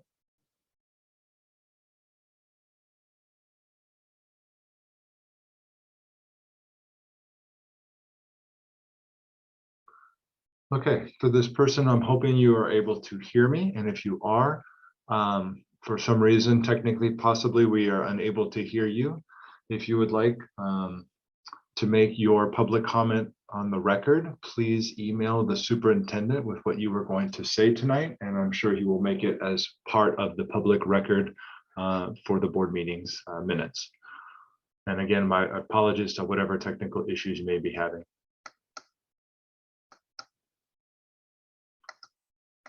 Okay, next we're going to go to Carly. Then after Carly will be Steve. Carly. Hello. Yes, go ahead, Carly. Hi, just want to say thank you everyone for your time. I really appreciate you guys trying to get surveys done for hearing people speak their minds, and also just probably echoing one of the minorities, it seems like, in this group. I found it sort of surprising with the results that most children were fine leaving their masks on and having the option to take them off when they go outside. I too agree with that. I have a child that is immunocompromised. He is vaccinated. He's in middle school. I know that if masks are removed or considered optional, he will definitely not go to school wearing a mask. You know, as an older kid, you don't want to stick out. You're not wanting to you just want to fit in. And I just know that once those masks come off, he's going to be at risk. I want to keep it short, but thank you for your time. Thank you, Carly. Next will be Steve, and after Steve will be Amy. Steve? Hi there, this is Steve. Can you hear me? Yes, Steve, go ahead. Hi there, yes. And so first I just want to say thank you for having this meeting today. I know this has been a long road for everybody. In fact, I actually didn't know what the Board of Trustees were 2 years ago. I think a lot of parents did not. I honestly did not know, but now I know a lot about the Board of Trustees, which is amazing. You guys have been dealing with it for a long time, along with the rest of us. So I appreciate that. This has been quite the long haul. I want to say this though. I think you've heard from the parents. The majority have echoed the same sentiment. I'm going to do the same. Our kids have been dealing with it, and they are the troopers in this whole thing. You know, like we can go about our day and go to restaurants and go hang out and have a good time and everything else, and just live our life. And these girls and boys are just out there in school for hours with these masks on their face. They don't complain. We're the ones complaining for them. They don't know any better, okay? But the other day, I caught my youngest one walking around the house with a mask on, and it really kind of like sunk my heart. And it really was like, what are you doing? Take this thing off. And she felt that she had to, because this is kind of like what she's been basically indoctrinated to do. And it blew me away. So I'm done with it. I think most parents are done with it. This is kind of like mostly just at this point, I think we all kind of agree this is kind of more just politics, and we want it over with. There's clearly, I understand that there are kids, unfortunately, that have these immunocompromised conditions, and they're unwell in whatever capacity, but we could deal with it. We could figure out a way to help those kids or work with those kids, but we can't just lump everybody in that category and just say, this is what we're going to do. So I think that's basically it. I just want to make that point. And I think again for all of your time, and I'm hoping that we can get back to reality. Thank you. Thank you, Steve. Next, we have Amy. After Amy will be Shannon. Amy, go ahead. Hi, thank you for your time today. This is obviously a very heated conversation. My daughter is a kindergartner at College Park. She does not mind wearing a mask. She also has shown no trouble at learning, but I understand that every child is different. Every child has different needs. But wearing a mask is like wearing a uniform that she's required to wear to her school. It's something that she asked for when we go out in the morning. It's not a big deal. Most of the students do so and comply without problem. After the surveys that went out today, it seems like this is a 50-50 split on whether or not parents want masks and don't want masks, whether they should be mandatory versus optional. Personally, from seeing what happens after every school break, how responsible are the parents? Because we always have lots of COVID cases come back positive after every school break, even though our principal reminds families, hey, wear masks, don't get together, be careful. And I want to emphasize spring break is coming up, and we're setting ourselves up for probably another, more cases of positive COVID. When things came out, it said that at the end of February, we didn't have any COVID cases in the district. What happens? College Park, we get a letter the first week of March to say we have a positive COVID case. My own CEO at my company caught COVID. So it's still around, even though folks are vaccinated and, most of us are trying to be careful. A lot of us are still going out and doing things without masks on with people who may not be vaccinated. And you don't know that. It's a trust issue, right? So how can we trust that parents are going to be responsible and not bring COVID into our school district and put children and family members who are immunocompromised, who, like my mother-in-law, are very frail? We have to remind my daughter to be extra careful because you don't want to get grandma sick, and we want to spend time with grandma. I do want to emphasize that the staff survey results, I'm really concerned about these numbers because it says that 87.2% of the staff who responded are only vaccinated with 2 doses, whereas very few have been vaccinated and boosted. And that is concerning to me because it has been spoken time and time again on our news that you need a booster to really prevent from catching COVID. And I'm concerned about our teachers. I'm concerned about the impact that the teachers may have on the students because not all the students are vaccinated.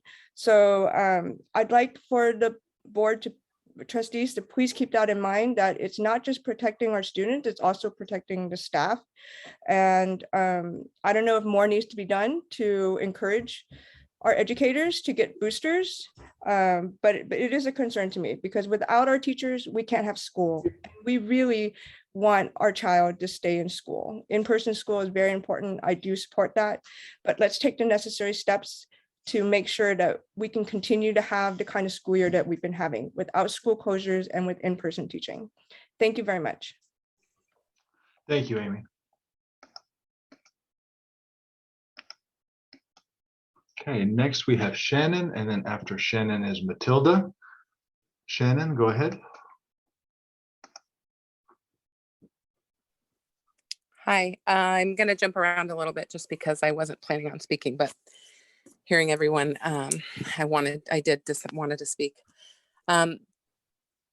It is time for us to go to a choice in this. When this was first put in place, when masks were required, there was to make the decision, there was no number. We'll put masks on, and when this number comes, we'll take them back off. So to say we can't take them off, the masks off now because we don't have a set number, I hope this makes sense, of when we would need to put them back on again. That wasn't considered when we put my 2-year-old in a mask. That wasn't a consideration. We pulled my daughter out of 2nd grade after a tragic autoimmune disease that landed her in the hospital and then in a wheelchair. She didn't qualify for a vaccine exemption after all the mandates, all the legislation that has been passed around vaccines. She no longer qualified for that. So that is a choice that parents have to make, to pull their kids out. My daughter didn't have a choice to stay in school and risk. They didn't have science around whether she should take vaccines again. They just said it's the best that we have. So it is a parent's choice to, we're a single income family and we struggle each and every month, but we've made a choice that our kids are more important and the next generation is more important than our fear today. And the weight that we have put on our children to say that they are going to be the ones responsible for killing grandma is disgraceful that parents would say that to children. It is time. It's time. My daughter has a nut allergy. Was never listened to in school. That was like a joke at school. The teachers high-fived kids who brought nuts to school. So to ever use that example it just isn't true as I watched it firsthand. But the bottom line is, it is time for parents to have back the choice for masks for their children, which, just as a note, parents, this was your choice to put them in masks in the first place. It's not up to a governing body to decide if our children can't breathe or can't. Let's wait 2 years and see if they will have learning delays.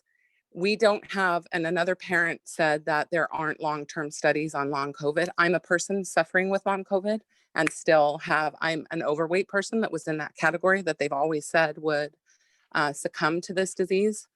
And I am dealing with a lot of repercussions from long COVID, but that's my choice. That's my choice to do this, not our children's, not our baby's choice. And if the rest of the world can seem to get on with this, it's time for our children. It's time for my child to go back to being able to see people's faces. It isn't okay anymore. It's not okay. And it is now just your personal feelings. We followed the science before, and it's now time to follow it again. We are destroying this generation, and any parent who doesn't see that is speaking out of fear. I appreciate you guys being here. I know that this is a huge weight and a lot for you guys to take on. And as the board, I really appreciate what you guys have done. So thank you for taking the time tonight. Thank you, Shannon. Next, we have Matilda. After Matilda will be Julie. Matilda, go ahead. Hi, thank you so much for your time. I just wanted to point out there's been a lot of discussion of individual choice and how much we need individual choice, but that individual choice can exact a societal burden that may fall on individuals who don't have a choice. So, I have a daughter with a very complex medical condition, and a regular cold can be pretty serious for her. So we've been very careful.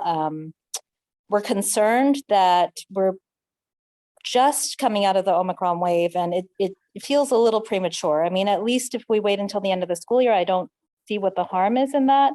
I'd also like to note that our other kids don't have any problems with masks. They've never complained. Doesn't seem to affect their breathing or anything. So I'm wondering if maybe one thing that can help address some of these concerns or fears is around masks, is having some mask fitting clinics or something, because honestly, our kids really haven't had any problems. So for us, it doesn't seem like a big cost to deal with masks. to possibly help, a lot of people, including our more medically frail members of our community. Thank you. Thank you, Matilda. Next, we have Julie, and after Julie will be Margot. Julie, go ahead.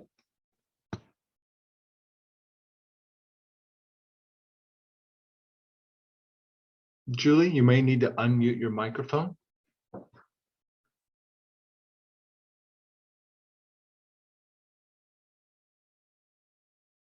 Okay, we will try to get back to Julie. Let's go ahead and move to Margot. Go ahead.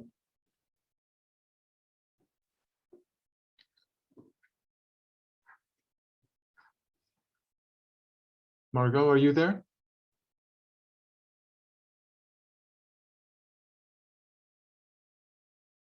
President Proctor. Can you hear me now? Oh, there we go. Okay, I was about to do a sound check with President Proctor just to make sure I wasn't having the technical issue.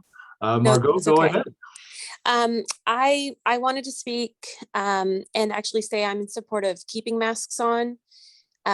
We have a first grader, and we also have a 2-year-old who was born right into the beginning of the pandemic. And we have spent the last 2 years choosing very carefully what we opt into and what we opt out of in order to keep our unvaccinated, ineligible for vaccines child as safe as possible. We still choose to mask in stores. We don't dine in restaurants because we are not confident that the people around us are unmasking that are fully vaccinated. And my problem with removing masks now is, again, we're only a few weeks out from Omicron, but my daughter doesn't have a choice whether she can opt in or out of going to school. It's for the public, and we do need to keep public health in mind.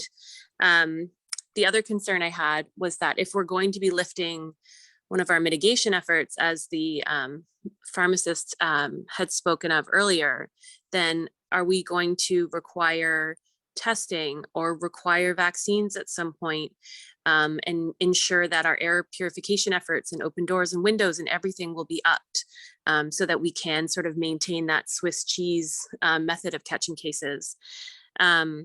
Finally, I know that the surveys were very split in all cases, but I would highly try and recommend, on behalf of a parent of a young child who is ineligible to be vaccinated, that at minimum, we keep our masks on our children until after the spring break.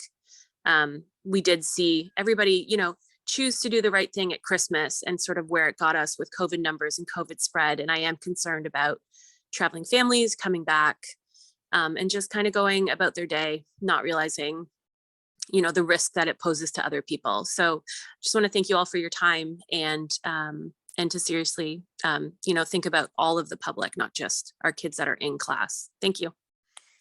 Thank you, Margot. Next, we have Aaron, and then after Aaron will be Jessica. Aaron, go ahead.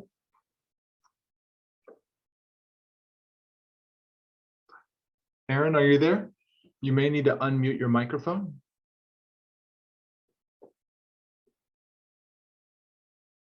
Hi, just want to add one vote for mask choice, if you guys are keeping track and if that is influencing your vote at all, which I hope it doesn't.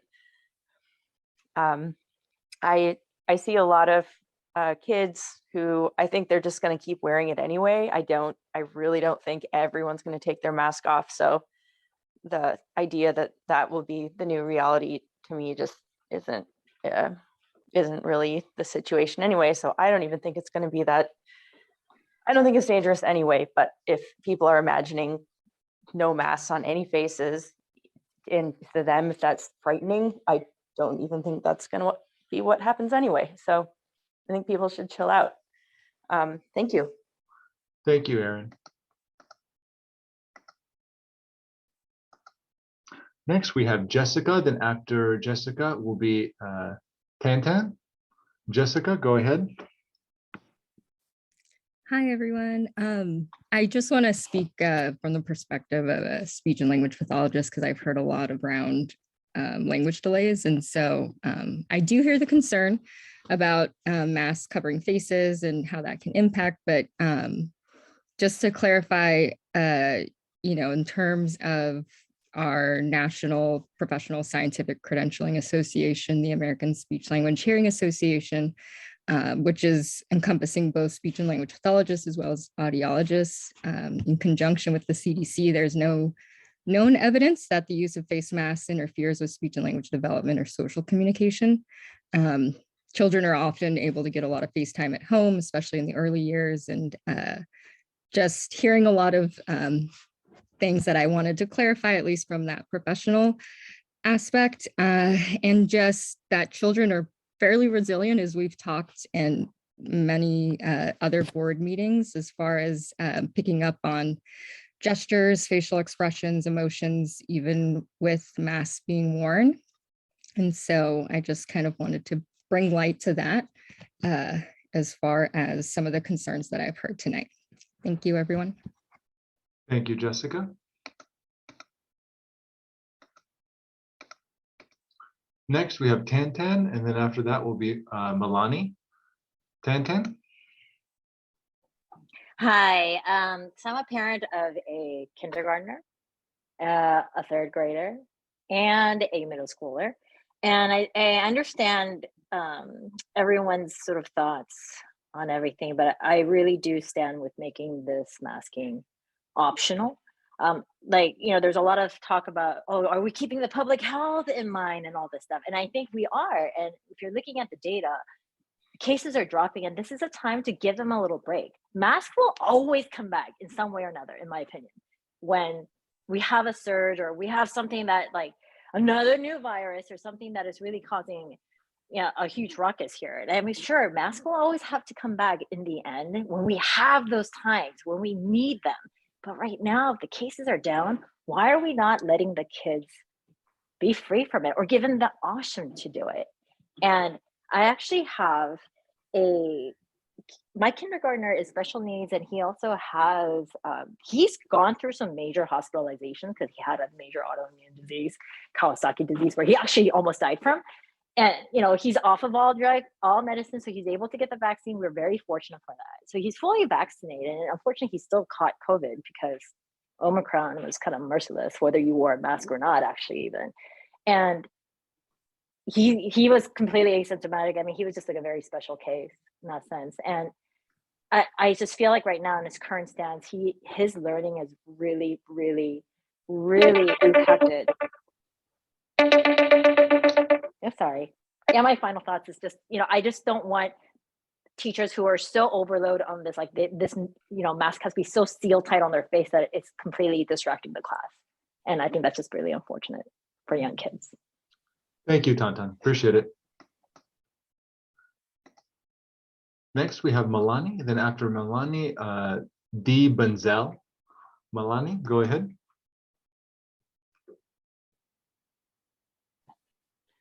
Hi, I just wanted to say I have 2 students at North Shoreview, and I think that masking, one, should be an option for parents. And if you want to send your kids to school with a mask, or if you don't, you're vaccinated or not, that is completely what goes on in your own home. That's great.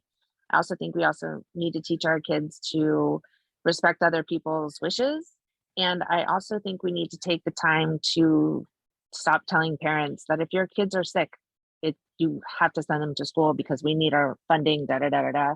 I think the rules should basically be your kids are sick, you need to keep them home.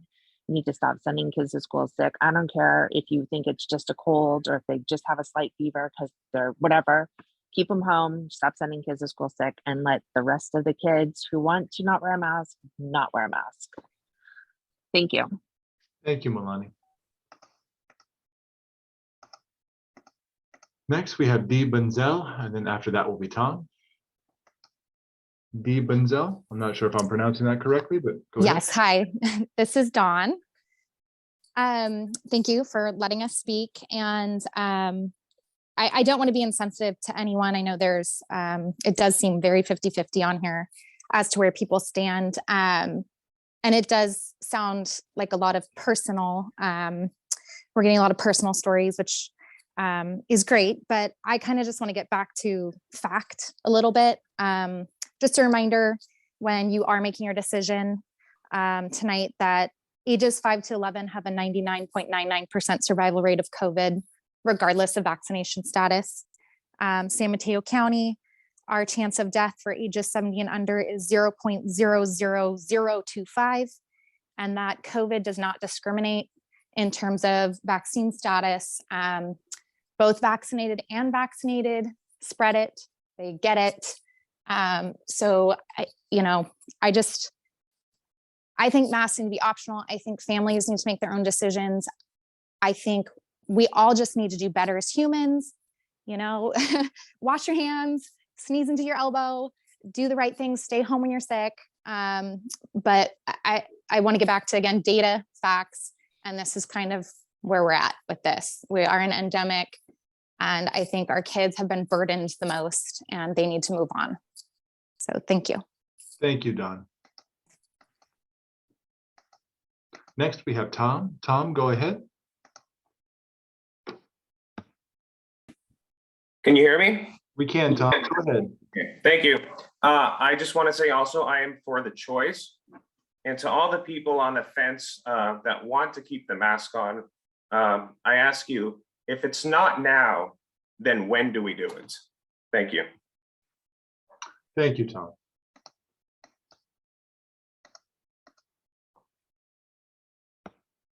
Okay, President Proctor, we have no other hands for public comment. Thank you. We will start our board discussion now. Would anyone like to begin?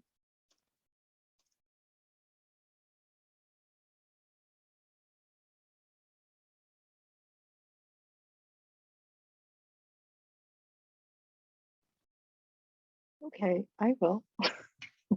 We're all kind of looking at each other. Okay, so I feel like I'm kind of in this weird, unique position in the fact that when I'm not sitting here, I'm a nationally certified pediatric registered nurse at a teaching hospital. And I feel that gives me just a little bit of a slightly different insight into COVID and risks and mitigation and all of that. I'm also a parent of 3 children, 2 of which are in the school district right now, and 1 goes to a different school. And I say that just to kind of, contextualize what I'm going to say. I really feel very strongly that our parents that send their children to our school district, as well as our the parents who send their students to schools where our children may interact with their children after school, have shown great responsibility in how they're trying to ensure that the disease is minimally spread. I don't think anybody would, willingly put their child or another child at risk of catching a disease. I feel that, the numbers that we've seen have shown that it's gone down. Could it potentially, we all trying to guess how a disease is going to go and the trajectory, especially in light of a vacation time coming up. We can't guess. And at the same time, I also feel like we have to trust that our parents are going to do what they feel best to mitigate. And well, how am I going to phrase this? We have to assume that,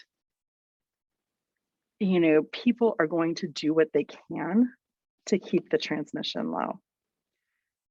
Understandable that that's not always possible. At the same time, I think it's time to turn that that responsibility back over to the parents. I also feel that since the CDPH is no longer mandating masking, but strongly recommending, I think we should be taking that into consideration as well. the fact that what's coming down from the county Office of Education is a strong recommendation to continue masking, not necessarily mandating it, should be something that we take into consideration as well. I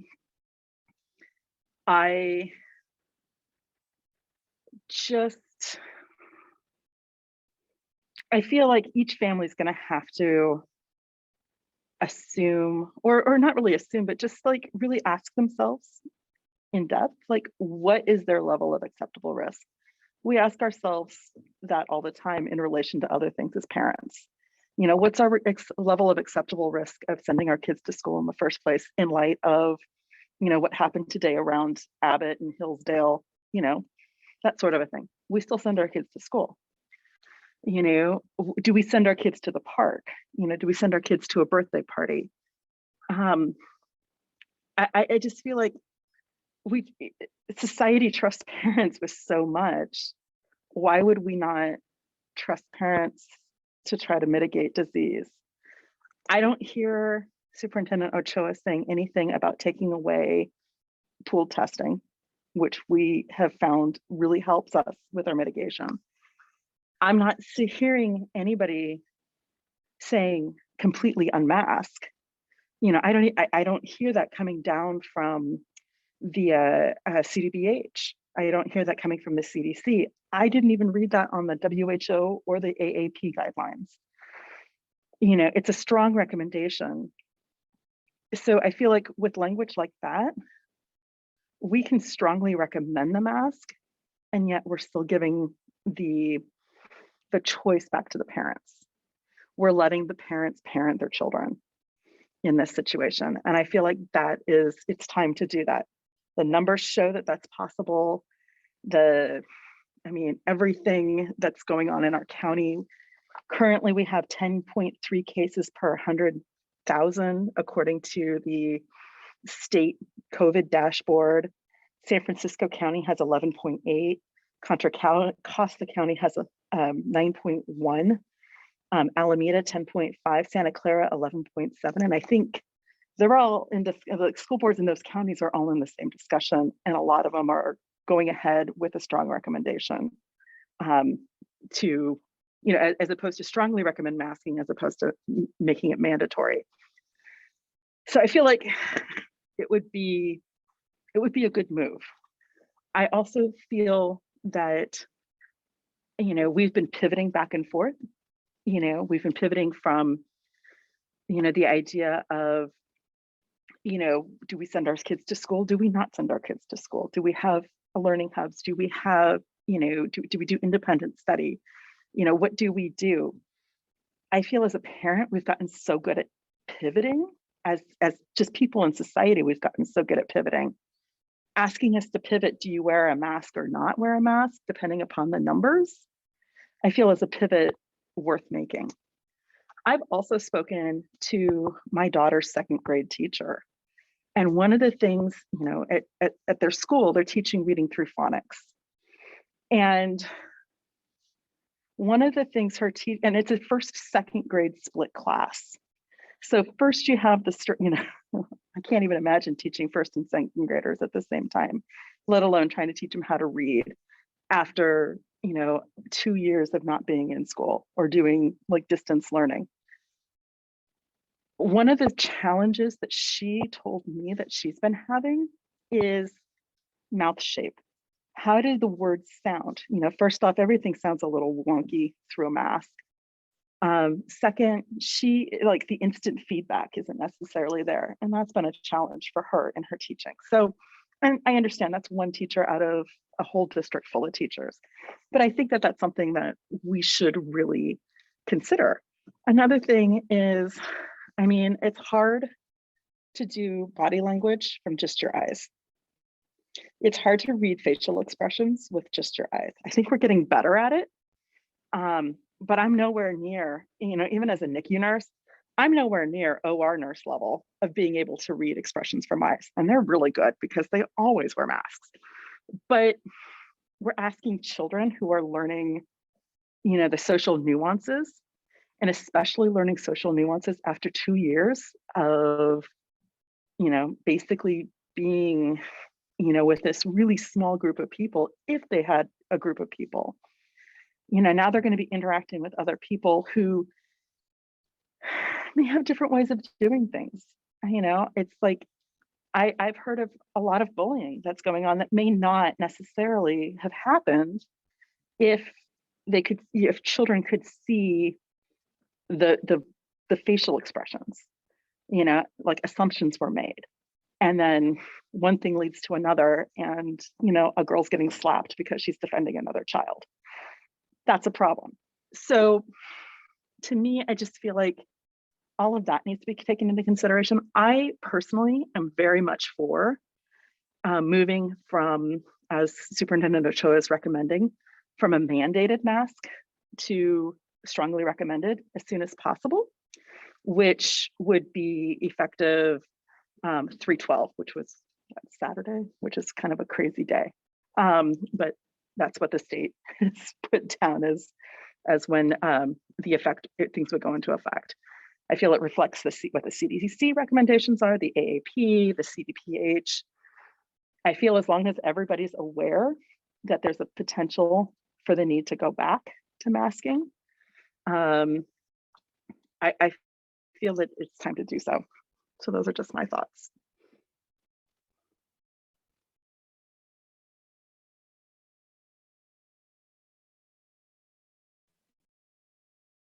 I'm happy to. Can you guys hear me? Okay. I'm happy to go next. I'll try to be, yeah. So, I mean, I just think one thing the state, as with everything COVID related, I feel like everything COVID related has been that we're kind of, in a position where we'll definitely not make everyone happy with any decision that's made. And as everyone commented on, and, we've all seen in the survey data results in terms of people's comfort level and personal perspectives and all of that, we're literally split down the middle. I'll say I'm in support of aligning with the county and the state and the nation. I think, I'm not a medical professional with wisdom on COVID and or a scientist, or nothing sort of gives me as an individual credentials to really make what I feel like is a different decision. I did have a couple, even though I believe that, I do have just a couple comments and a couple, I guess what I would say are like parameters around like this being the direction that we're going in. So just comments is just, to all of the parents, to all of the educators, to our district, like I think we've done a really incredible job as a community to allow us to be in this place. And that's both in our district and just in our area. Like, I feel very, very lucky to live here during this, where most people are vaccinated, most people believe in science, right? All of these things are true. As somebody with a 3.5-year-old and a 1-year-old who aren't able to be vaccinated, who, somebody that was in the high risk category for part of it, as somebody that was pregnant, right? Like all of those things, it just feels comforting to be in this community. And then specifically in our district, that's been really cutting edge with regards to how we've approached testing, how we've approached vaccination events and clinics, and really like led with an equity mindset and just, all of those mitigation strategies, all of those things. So I just kind of wanted to share that, and just, it's been really challenging for everyone. And I just think you all have done an incredible job making sure that we are in a place where we can have this conversation, and it feels safe to, as safe as it will probably ever feel, to be allowing masks to be strongly recommended, not mandated. I think we need to follow, as people have mentioned, right, data, science, public health direction, as we have done throughout. And I also will just echo what some of folks said, that, for example, masking has been relaxed outdoors at our schools for a while. We've been on campuses, and the majority of kids are still masked outside. As we see in just our community, right? Like when I go to the park, the majority with my kids, the majority of people are still masked, even though it's not required. So I do think it's going to be a slow transition. I don't think we're going to walk into schools and everyone's going to be without a mask. I think most kids and families are still good, and educators and staff are still going to be wearing masks for a while. Just on the masking though, I did just want to say, you know, there were a lot of comments about kind of masking being really detrimental. And I just think it's important to name that we do need to be thinking about science and following that all along. The science actually doesn't say that at all. I actually just attended an event put on by my daughter's preschool that was led where masks are still required, and I see no end in sight there. But it was made up of medical professionals from Stanford, many of whom have been advising on COVID related issues. And, you know, they spoke about the masking and that there's no really research to support negative impacts of masking. And there are actually a lot of communities and cultures where masking has been around for centuries, or face coverings have been around. And, you know, those kids and adults are not, you know, don't have all of these negative adverse effects. So just kind of throwing that out there, that if we want to kind of talk about science, it applies to masking and the impacts of masking. So those are just a couple comments about parameters. So the language that we currently have in our agenda is to establish mask wearing as optional. The language from the county and state is strong recommendation. And so I would like for us to change it to align. Like if we're going to align, I think we should fully align. So that's kind of just one piece. I do want us to have in place some sort of protocol that's really easily accessible for our staff, teachers. I know Superintendent Ochoa, you mentioned kind of working with HR. I just want there to be like a very clear protocol. You know, when Trustee Proctor and I were on the call with teachers and staff earlier this week, and you know, there was someone who was pregnant and was really concerned, right? And there is a really high risk, and there is a known increase of stillbirth. And I can't imagine sitting in that seat being concerned about the life of, you know, the my child. And so I don't know what that looks like, but in terms of for those staff members and potentially students as well, if there's a student in a class who really is vulnerable. So I would like for us to have some sort of plan for that as this rolls out, that's like very clearly communicated to our community. And again, I don't know what that looks like. I'd be interested to see if Superintendent Ochoa, you have thoughts on that, or if that can be something maybe that's brought back to us, although I guess this would happen before our next board meeting.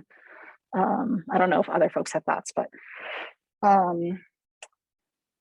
and then just, I think in general, just really clear communication, which as has been mentioned by multiple folks that have commented, that the district has done a really incredible job this year around communication, but just around expectations, right? Like it's the expectation that parents are communicating with their students around this, that teachers aren't kind of policing this at schools, like, oh, I have a list of kids that need to, and I'm gonna, you know, that came up as a concern as well in our staff meeting. Like, I have 24 5-year-olds. I can't manage who's wearing a mask and who's not. And so, you know, that needs to be a conversation that's happening at home. And so again, I just think that really clear communication. So I think that's it. Those are kind of the big ones.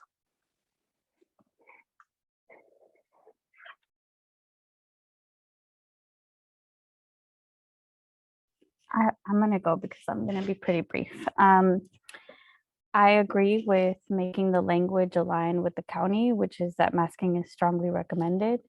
And I also would like for us to consider a protocol about around the first week or two after a school break, because that is something that's predictable and that we have seen, you know, time and time again after school breaks. And so those are my thoughts. I really want to say that I feel for everyone who voiced their perspective and their experiences with masking and with this pandemic throughout the past 2 years. And, you know, I really understand both sides of it. And this isn't an easy decision, because many decisions that we had to make when COVID first started, there was never a win-win. Often, you know, people were deeply disappointed no matter what decision we made, and that is a really difficult place to be in. And this pandemic has put our entire, world in a really difficult place. And for some more than others, but I definitely believe that our children have been deeply impacted, and I feel for our kiddos that are immunocompromised or have someone in their family that's immunocompromised. I don't want any kid to not feel like they can be safe at school. I do agree that in our community, people are masking outdoors to this day. We're all wearing masks, and I don't know if folks noticed, but I think was it last board meeting or I think it was our study session. I forgot to put my mask back on, and I didn't even realize. So, I see both sides of it, but I do feel like we need to align with our county and with the recommendations from the CDC and all the other entities that are making different choices now. And yeah, it's really difficult.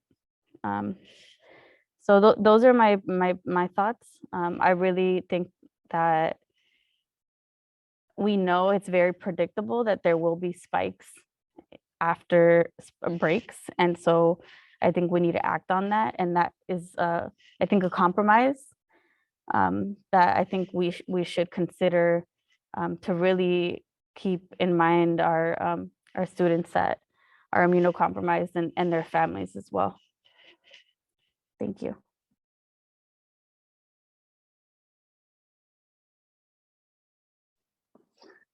Okay. I think the first first public comment that we had talked about it being sort of an easy decision. I don't know if I have those notes here. I didn't find the exact words.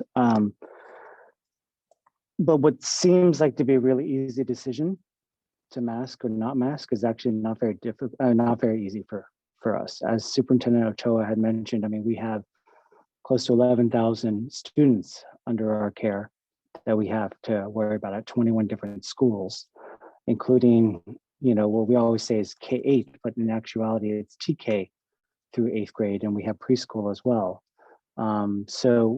And we also have 1,200 educators and staff members, classified and certificated staff members who we also have to worry about. And so it's not something that's super easy to make this decision. We do have a population of students who are on our campuses who are on at least 6 of our schools who are not eligible for the vaccine yet.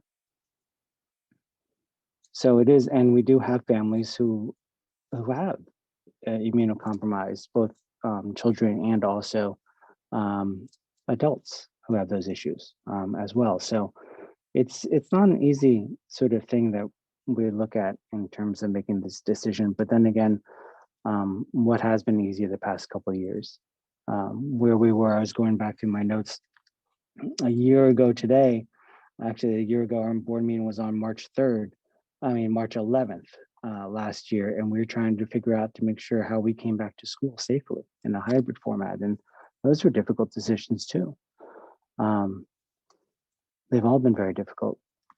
And to be honest, I was sort of personally feeling, gosh, we should be done with masks back in right before the Omicron surge. And then all of a sudden the Omicron surge happened, and then then I became a little more conservative about it, and then we get more data. And I think what we have done is done a really good job of communications and doing what I consider like a pulse survey and asking our community what is the pulse of our community. And our first survey that went out was before CDPH and the county and Newsom decided on the date, and found that 2/3 were more in favor of keeping the masks. And then we did another survey, which I think was right because it was after the time of the state decision, and it turns out to be 50-50. So it's not an easy decision.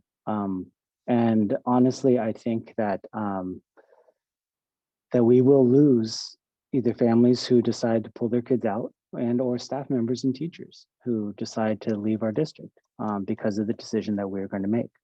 And we know what impact that has just based off of our earlier public comment about the annex programs and how staffing has affected the annex program at San Mateo Park, at I think Brewer Island, and then also I think at Beach Park.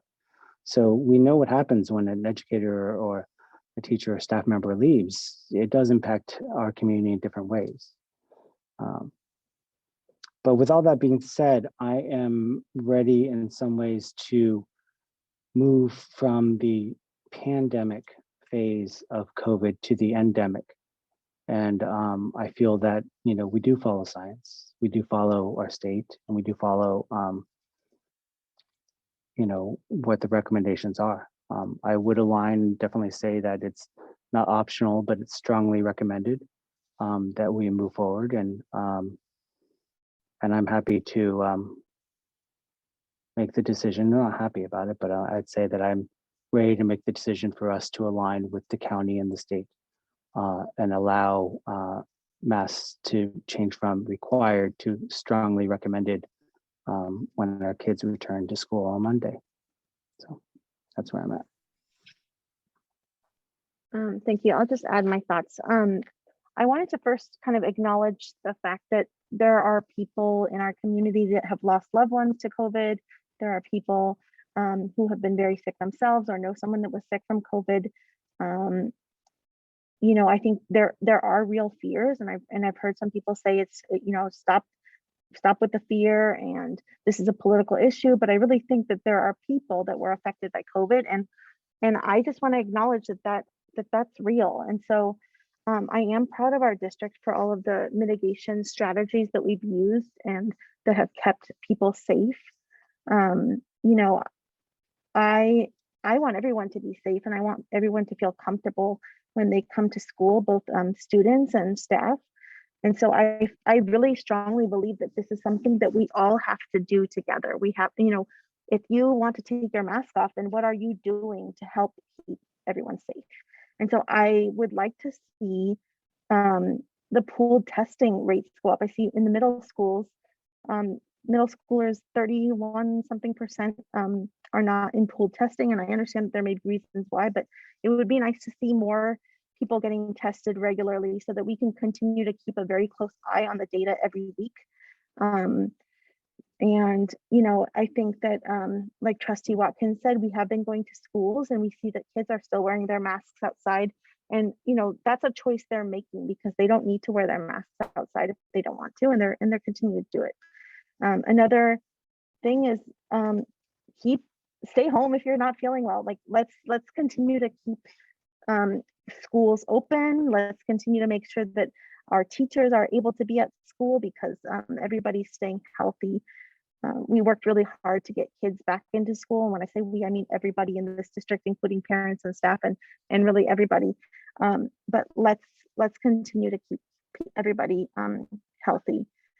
I'm trying to think. So I have thought a lot about just like the pressure for kids when maybe somebody may take off their mask and other people may want to keep their masks on. And I know that our district employees, and I'm talking about teachers and classified staff and everybody, I know that they're going to do a great job in helping kids feel like their choice is valid and it's okay if you take off your mask or it's okay if you keep your mask on. But I do think that we need to remind our kids, you know, be kind and be respectful and just be a good friend to your classmates. Let's see. So I think, you know, for me, I agree with changing the language from required to strongly recommended. I do not like the optional wording. For some reason, it just seems too loose to me. If the recommendation from the state and the county is strongly recommended, then I think we should do the same. So I'm on board with this. I just really want everybody to, you know, like, let's all do our part and let's make the last however many weeks, 10 weeks or so left of the school year. Let's make it a good one. Let's really just stay safe and healthy. Okay, so where do we want to go from here? You had a concern about. Does this require a vote? I don't, it just, okay. And it looks like, just to clarify, the date is not determined. Is that something that we're deciding now? I see. It is, and it's a recommendation that we initiate the change as of Monday, March 14th, which is the first day after trustee Warren pointed out it's on a Saturday. I do have a visual of the safe return to schools plan edits that I can show the board so that you can see what families will receive via communication and what staff members will receive via communication should the board approve the proposed recommendation. And I'd like to show that to you now.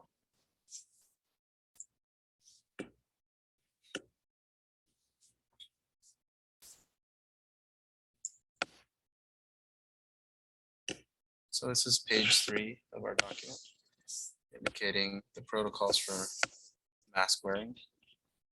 I'll allow you all to review and read.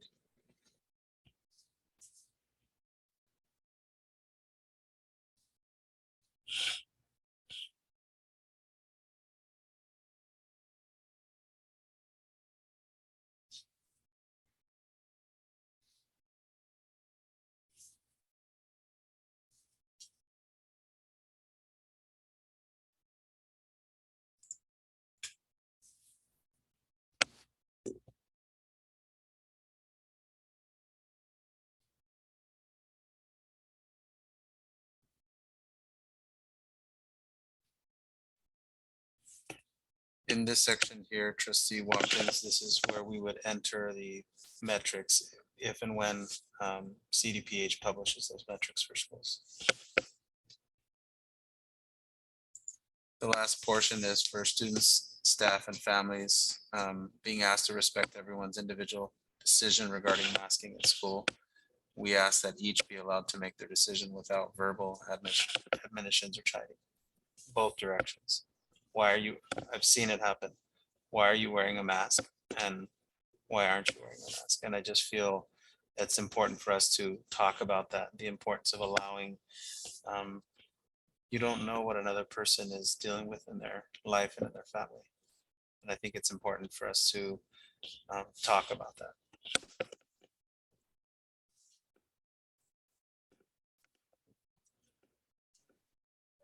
What's the you mentioned TK to 8. What's going to happen at preschool? Preschool is a bit of a different situation. I don't know if we have Carrie Hazelton on the call. There's a long list tonight. It's usually a lot less than 200. But I would ask, I just had a meeting with her earlier today. Let's see, I'll scroll here. Superintendent Cho, would you like me to bring? I would like you Carrie? to promote Carrie. Yeah, Okay. of course. Hold on one moment. Carrie, I'll be promoting you to a panelist. Thank you.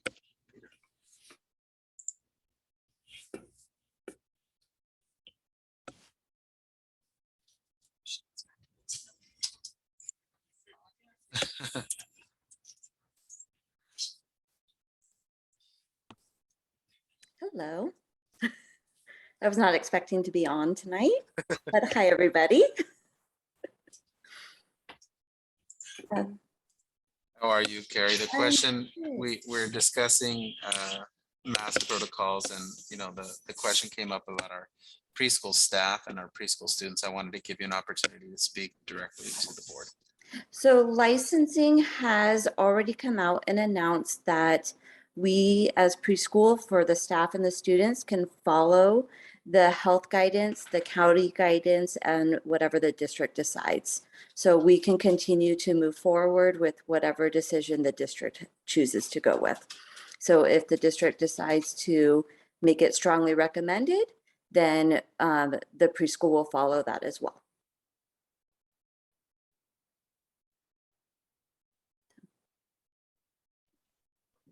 Thank you, Carrie. Yes.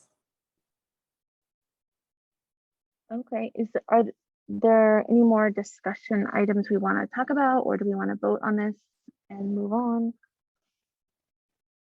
Okay, anyone can make a motion. I'm happy to make a motion to approve the proposed change to the Safe Return to Schools plan, establishing mask wearing as strongly recommended. I'll second. Oh, on March 14th. Do you still second that? I still Okay. second that. Okay, thank you, trustee Watkins for the motion and trustee Warren for the second.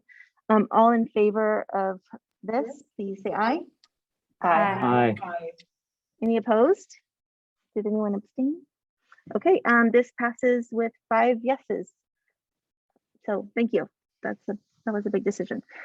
Before we move on to the next item, we're going to take a 5-minute break and we will be right back. Thank you.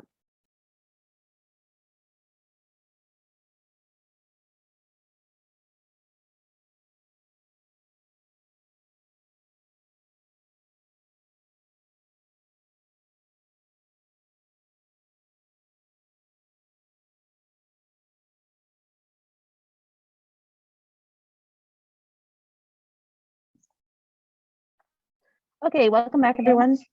We are going to start back up with item 6.1, discussion of community-based elementary school design for North Central San Mateo, College Park Elementary, and Fiesta Gardens International School implications. Thank you, President Proctor. Thank you, members of the board and community.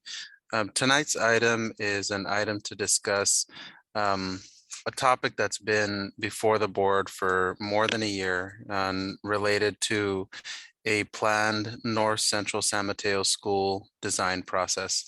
I'll project my screen in just a minute here.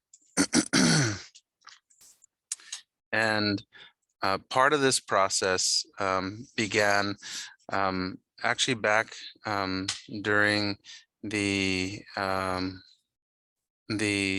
school bond measure process dating all the way back to 2015, in which taxpayers in San Mateo and Foster City approved a bond measure that had set aside $23 million for a school in North Central San Mateo. In November of 2020, members of the board requested consultative support from the Pedro Noguera or PAN consultants for program options for a new elementary school in North Central San Mateo. The team subsequently went through a several months process of gathering stakeholder engagement and stakeholder input and presenting recommendations to the Board of Trustees regarding a potential design of a new school at the June 10th, 2021 meeting.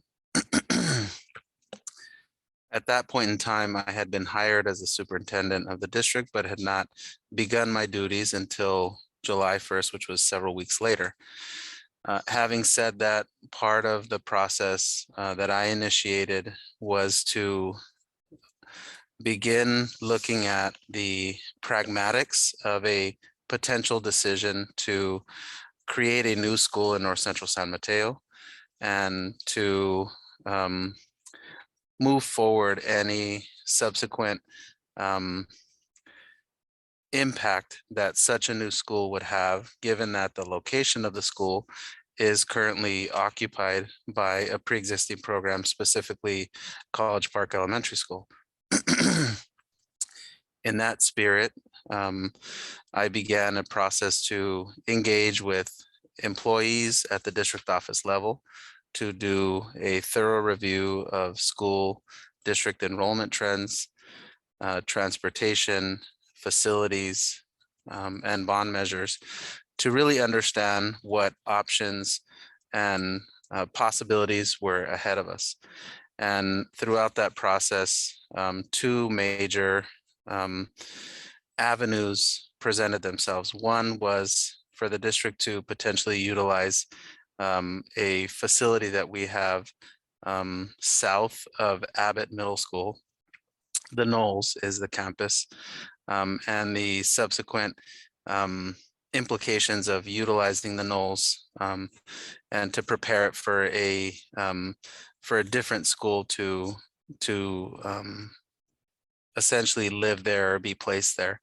and architect services indicated that it would likely result in a $15 million expense to address the Americans with Disabilities Act, or ADA, concerns pertaining to access and as a multi-level school, just the appropriate ability for really measuring up to the ADA requirements for accessibility. And the concern that I had regarding utilizing the Knowles campus for that purpose was the very significant expense that we would incur in order to get the facility prepped for student use, and what impact that would have on the previously assigned $23 million for the new school in North Central San Mateo, or potentially just other district funds, and where those funds might come from. So an alternate option came to me through a series of meetings with stakeholders that involved members of the community from North Central San Mateo, members of the district's administration, members of the staff at multiple departments and schools, indicating that one possible scenario was a programmatic switch from College Park and Fiesta Gardens Elementary International School. And so as a result of a process of the thorough review of district data and student enrollment trends, demographic reports, one of the preferred option on my part as the superintendent was to think about and start to put more effort and more planning into what a transition for College Park Elementary School to the current Fiesta Gardens site and the Fiesta Gardens program transitioning over to what is now the College Park campus would indicate. And so given that, I do want to present to the board. Give me just one second. Specifically what those implications on a very broad level would be for College Park and Fiesta Gardens. Over the last 5 years, the College Park Elementary School enrollment has stayed almost identical. It's within 10 kids over a 5-year period. Fiesta Gardens in 2016, 2017 did have a peak of 542, and enrollment this year is 426 for Fiesta Gardens International Elementary School. Part of the process to think about the pragmatics of a switch for the College Park and the pre-existing program at Fiesta Gardens is to try to understand the physical environment of both campuses, and specifically taking the current room utilization into consideration and figuring out how many physical classrooms are being used at both campuses. Our analysis of those two facilities indicates that on both sides, there is sufficient space and sufficient access to be able to have more than enough room according to what the current enrollment guidelines are at those two schools in order to facilitate every physical environment having a comparable offer at the other site. Among the key considerations is that the current College Park campus does have sufficient space to house more than the 450 students who are currently attending Fiesta Gardens, that the measure itself has allocated $23 million for constructing a new school in North Central San Mateo. My recommendation to the school board would be to apply those funds, those $23 million, to what is now College Park campus. The North Central San Mateo school location has a large undeveloped piece of land connected to what is now College Park and Turbo, and that's on the side facing San Mateo High School. And so that's a prime location to be able to develop out facilities for that school. And then among those considerations is that a North Central San Mateo school design could accommodate grade levels above 5th grade, indicating 6th, 7th, and or 8th grade. And then that same North Central San Mateo school design, assuming those dollars and the physical environment are utilized in a forward-thinking and long-term fashion, could accommodate for more than 3 teachers per grade level, which is to a certain extent, that's about the size of the grade levels at the current Fiesta Gardens program. And then in addition to that, that the facilities themselves could promote dedicated community school-based after-school programming in addition to what is generally referred to as wraparound services. So things like affiliated medical services, social work services, family support services, and those kinds of facilities are possible given the size of the available land and also the pre-set aside $23 million for school construction.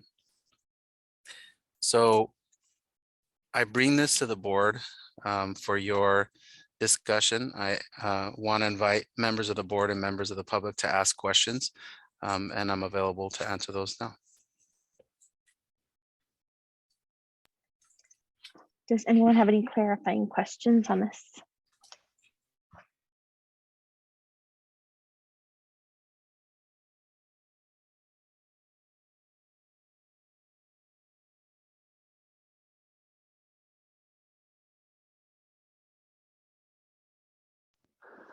Okay.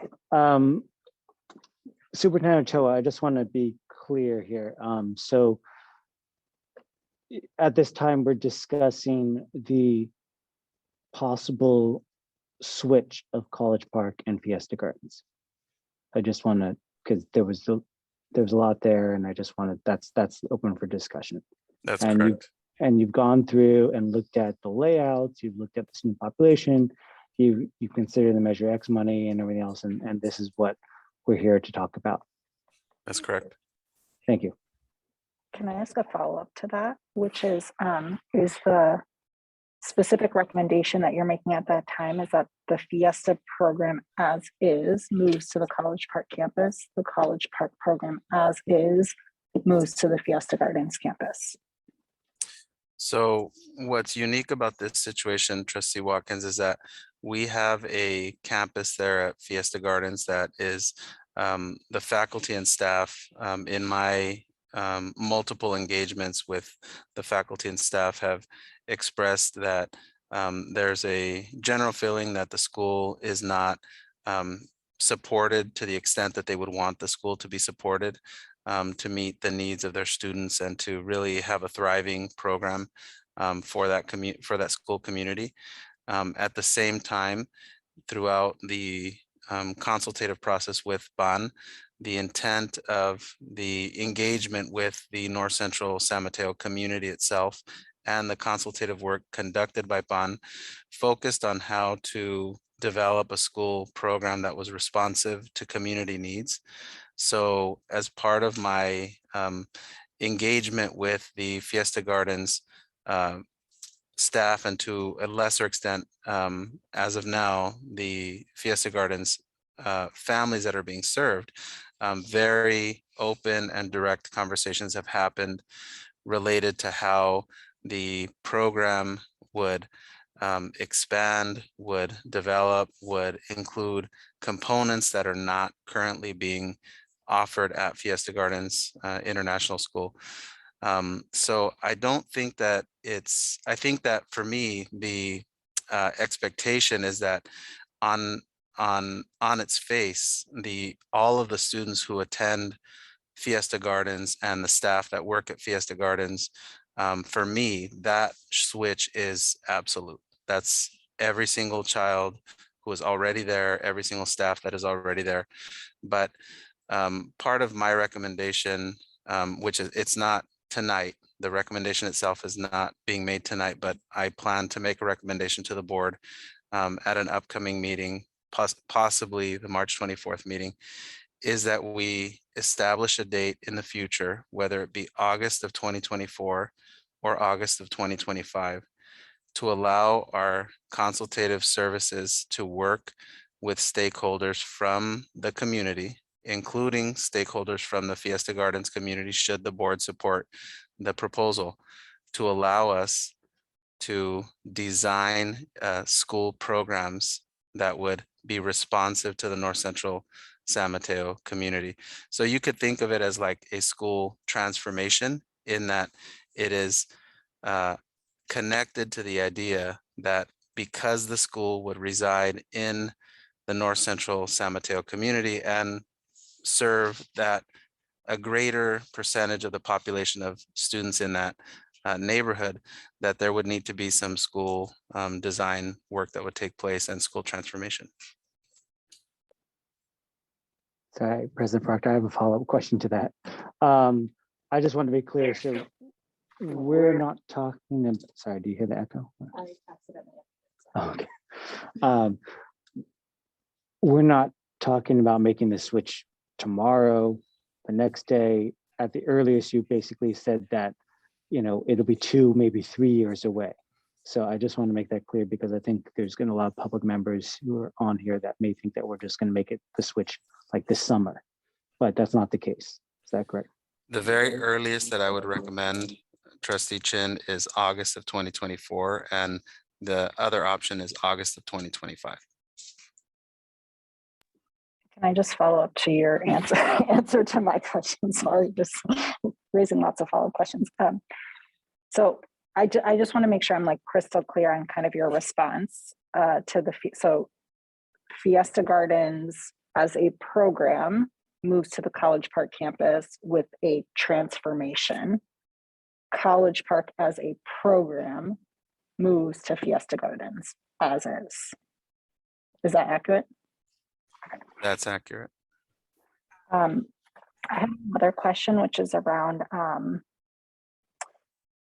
so this switch was not the initial recommendation from Pan. So I wanted to just, you shared a little bit about process and stakeholder engagement and those sorts of things. I'm curious if you could share about, were there other options that were considered? If so, what were they?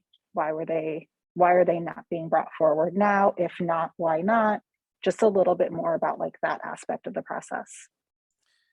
Thank you, Trustee Watkins. The other primary consideration, given the number of physical campuses the district operates, was the option of using the Knolls. The Knolls is this campus that we've used historically when we did school construction in other parts of the district, but it has not been touched for several years. And if we were at the time, dating back to last June, a very strong indication that I received was to look into the idea of utilizing the Knolls as a potential location for the College Park campus. But over the course of multiple visits to the site and getting clear estimates from architectural consultants who said, you're going to go in there with a minimum of a $15 million expense to only bring the facility up to ADA accessibility, which is all that's doing is getting you into the door, getting your foot in the door. It won't address the aging facilities there or in any way ensure that the campus itself is adequate to meet the needs of the school. Part of why that drove my recommendation to this board away from that decision was because it would have the equal effect of taking the money that had been set aside for North Central San Mateo, and it would basically have the effect of moving that money to south of Abbott Middle School to the Knolls campus, leaving North Central San Mateo with $8 million, which in school construction terms is not a lot of money. So this is one of those wedge dollar amounts where $23 million is a lot of money to add to a campus. Almost no money to build a campus, as you all know, as a board. You oversaw the construction of Beach Park Elementary School, which cost a whole lot more than 23 million. And at the same time, if you take 23 million and you reduce it down to 8 million, it just isn't going to get you very far. That was among the options that were available at the time that that had a feasibility of being able to ensure continuity of programs within the district.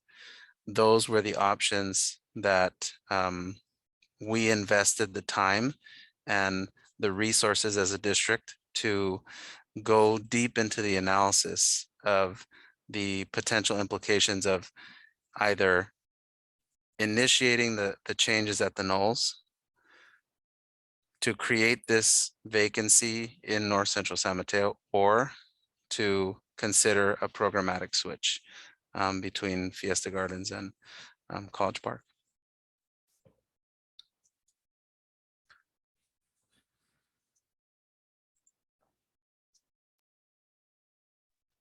Any other questions? Okay, let's go to public comment, Peter. Absolutely. If there are any members of the public that would like to make comment on this particular item, please use the raise your hand functionality within Zoom now, and I will call upon you one at a time. Okay, first we have Julie, then after Julie will be Randy. Julie, go ahead. Good evening, everyone. Just a clarifying question. Anybody wants to ask it? Does this mean that all of the students in the North Central community will have to attend a dual immersion school, or will there be an option for a regular school track for them? Thank you. Thank you, Julie. Okay, next we have Randy. After Randy will be Mike. Randy, go ahead. Hello, can you hear me? We can. Go ahead, Randy. Okay, great. I'd like to thank Julie for asking that question. I had a very similar question, and also just want to say that I'm very excited about this proposal. But yeah, it does raise some questions, and I thank the superintendent for allowing the community as well to ask questions of him. So one question that I have is, and I don't know, I don't have any involvement with either the College Park campus or the Fiesta Gardens campus. So anything I'm going to ask about is going to be based on hearsay. I have no skin in the game. But with College Park, I believe that there have been improvements made to that physical facility that were funded by the Mandarin Immersion, like Friends of the Mandarin Scholar organization. I don't know if that's the case, but so not funded by the district itself. So I wonder if you know anything about that, and to what extent that is, and what is the district willing to kind of do those same kind of improvements if needed to the Fiesta Gardens campus to kind of make that comparable, number one. So, you know, Julie had the question about the programmatic thing for the Spanish immersion. With College Park, there are actually two programs, if I understand correctly, at that campus, which is the Mandarin Immersion and the GATE program. So would both of those programs be moving over to the Fiesta Gardens campus? And I might have missed this at the beginning of the presentation, but what happens with the preschool components? Because there's a big preschool presence at the Turnbull campus. And then my last question is, will busing out of North Central continue to be a thing? And if it's not going to be a thing, what's the plan or the timeline to phase that out? And yeah, this is a really exciting development, and hopefully this can really meet the needs of students and families that live in the North Central neighborhood. Thank you. Thank you, Randy. Next, we have Mike. After Mike will be Marcella. Mike, go ahead. Hi, everybody. So thank you for walking us through this. So I have a 4-year-old that's actually enrolled in the Fiesta Gardens preschool currently, and we got the acceptance for the transfer to enroll him in starting in kindergarten next school year. And it just feels a bit surprising because we had no idea about that this was even on the table when we made our arrangements and thought about where we would send our child to school for the next year. And as you know, with these immersion programs, it's not a one-year commitment, right? You're signing up for a multi-year, all the way through what we were thinking about was all the way through 6th grade, right? So that we're not thinking about signing him up and then transferring him to a different school especially once he starts learning in Spanish. And so the fact that this communication was made after our transfer request, it just feels like the timing of this was really surprising to us, and we're wondering if there's any future plans for getting additional community feedback before this decision's made. It just feels like this is being made in a very sort of dead of night, without a lot of stakeholders, at least from Fiesta Gardens family standpoint. We had no idea this was happening until we came across it on the Facebook group. So that was the first thing. And the second thing is, I'm not sure I understand the rationale for making the switch with College Park and Fiesta Gardens. How is that tied to building a new school for North Central San Mateo anyway? It seems like you're still going to have to spend money to build out a new campus. And so what's the point of making this huge transition and switching and impacting all the families that are currently enrolled? Thank you, Mike. Next will be Marcella. Marcella, go ahead. Hi, thank you. I am really excited about the program moving to North Central San Mateo. The way that Spanish immersion exists and the purpose of it and the history of how it has come to be what it is that it leverages a skill that our native Spanish speakers bring into the classroom, turns that into an advantage. They get credit for building on that linguistic structure, and our native English speakers are benefited by being provided with strong linguistic support to develop those skills in another language. So when done well, it turns our Spanish speakers into AP Spanish students. It sets them on a very different trajectory than those that aren't provided the benefits. Housing the program where a majority of our Spanish speakers live meets the spirit of the Spanish immersion program. And I'm really proud that we're looking at doing it in the right way. I know it has already been said that 1 year in our 90-10 immersion isn't like 1 year in any other program. And so it sets up language development all the way through middle school, even into high school. The only thing I request is that Fiesta Gardens not be ignored until August 2024 or 2025.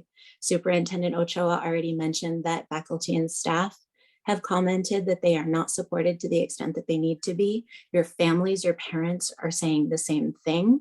We have shared this information with the district, with the board for the last few years, and we are not seeing the support that's needed, especially after a 90-10 program that was struggling through a pandemic. So as we go through this discussion, I'm super excited about all the money that's going to be invested. It sounds like the plans are really looking at what's going to happen in 2 or 3 years. And I'm asking you to consider the families that are currently in Fiesta Gardens that are not getting the services and support that they need as we come out of a pandemic. Thank you. Thank you, Marcella. Next, we have Daniela. Go ahead. Hi, I want to thank you guys all so much for taking the time to listen to everyone's thoughts and feelings. I know it's really late, so I'll just get straight to it. I also have 2 boys at the Fiesta Gardens program, which we were beyond excited to be a part of and still are. I do feel like I was late to the game just finding out about this on Tuesday morning, and was a little taken aback. Now that I have more information, I echo Marcella's thoughts and feelings on the subject. And I guess my only questions would be, will Fiesta Gardens still remain a magnet school, and will it still be a lottery to get in and to attend there? Or is it become the NCSM like homeschool, not homeschool, district school? So thanks again for your time. Thank you, Daniela.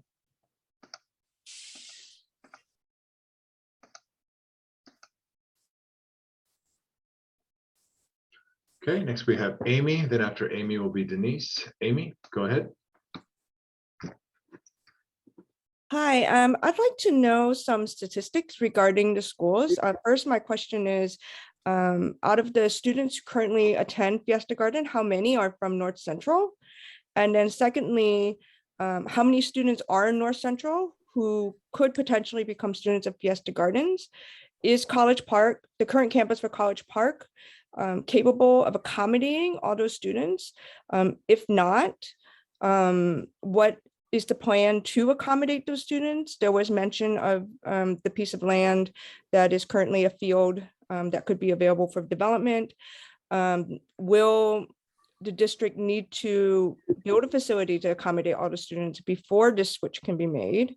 That's something I would like to know, especially if the numbers don't match. Like if there's a lot of students in North Central, but there's not enough space for them, this switch may not work out, especially if the premise is to treat Fiesta Gardens in a way as a neighborhood school. So I would like to hear what those numbers are and make sure that this plan is a feasible one before it moves forward. Thank you. Thank you, Amy. Next, we have Denise. Hold on one moment. Okay, Denise, go ahead.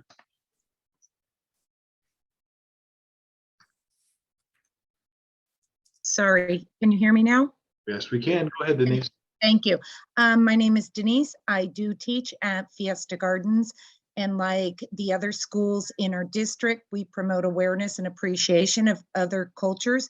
But as a dual language immersion program, our goal is to educate students to also be bilingual and biliterate.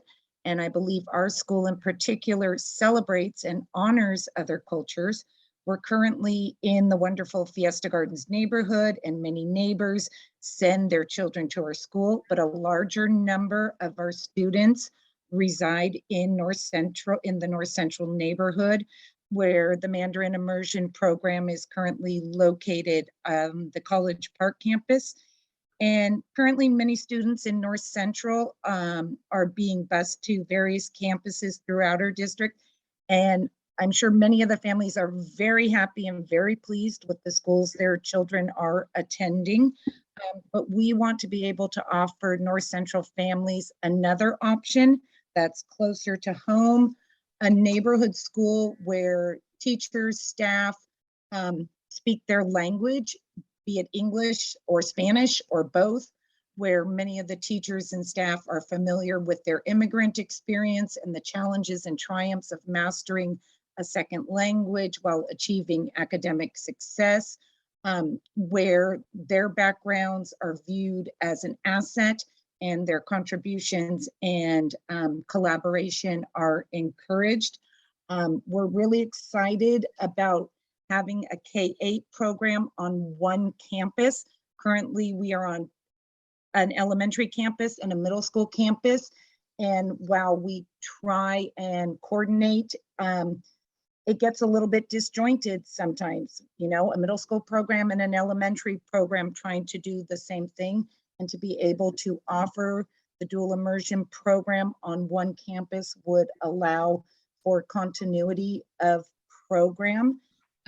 which is very important because language learning sometimes has delayed evidence of success, and it takes them a little longer to show competence in all areas.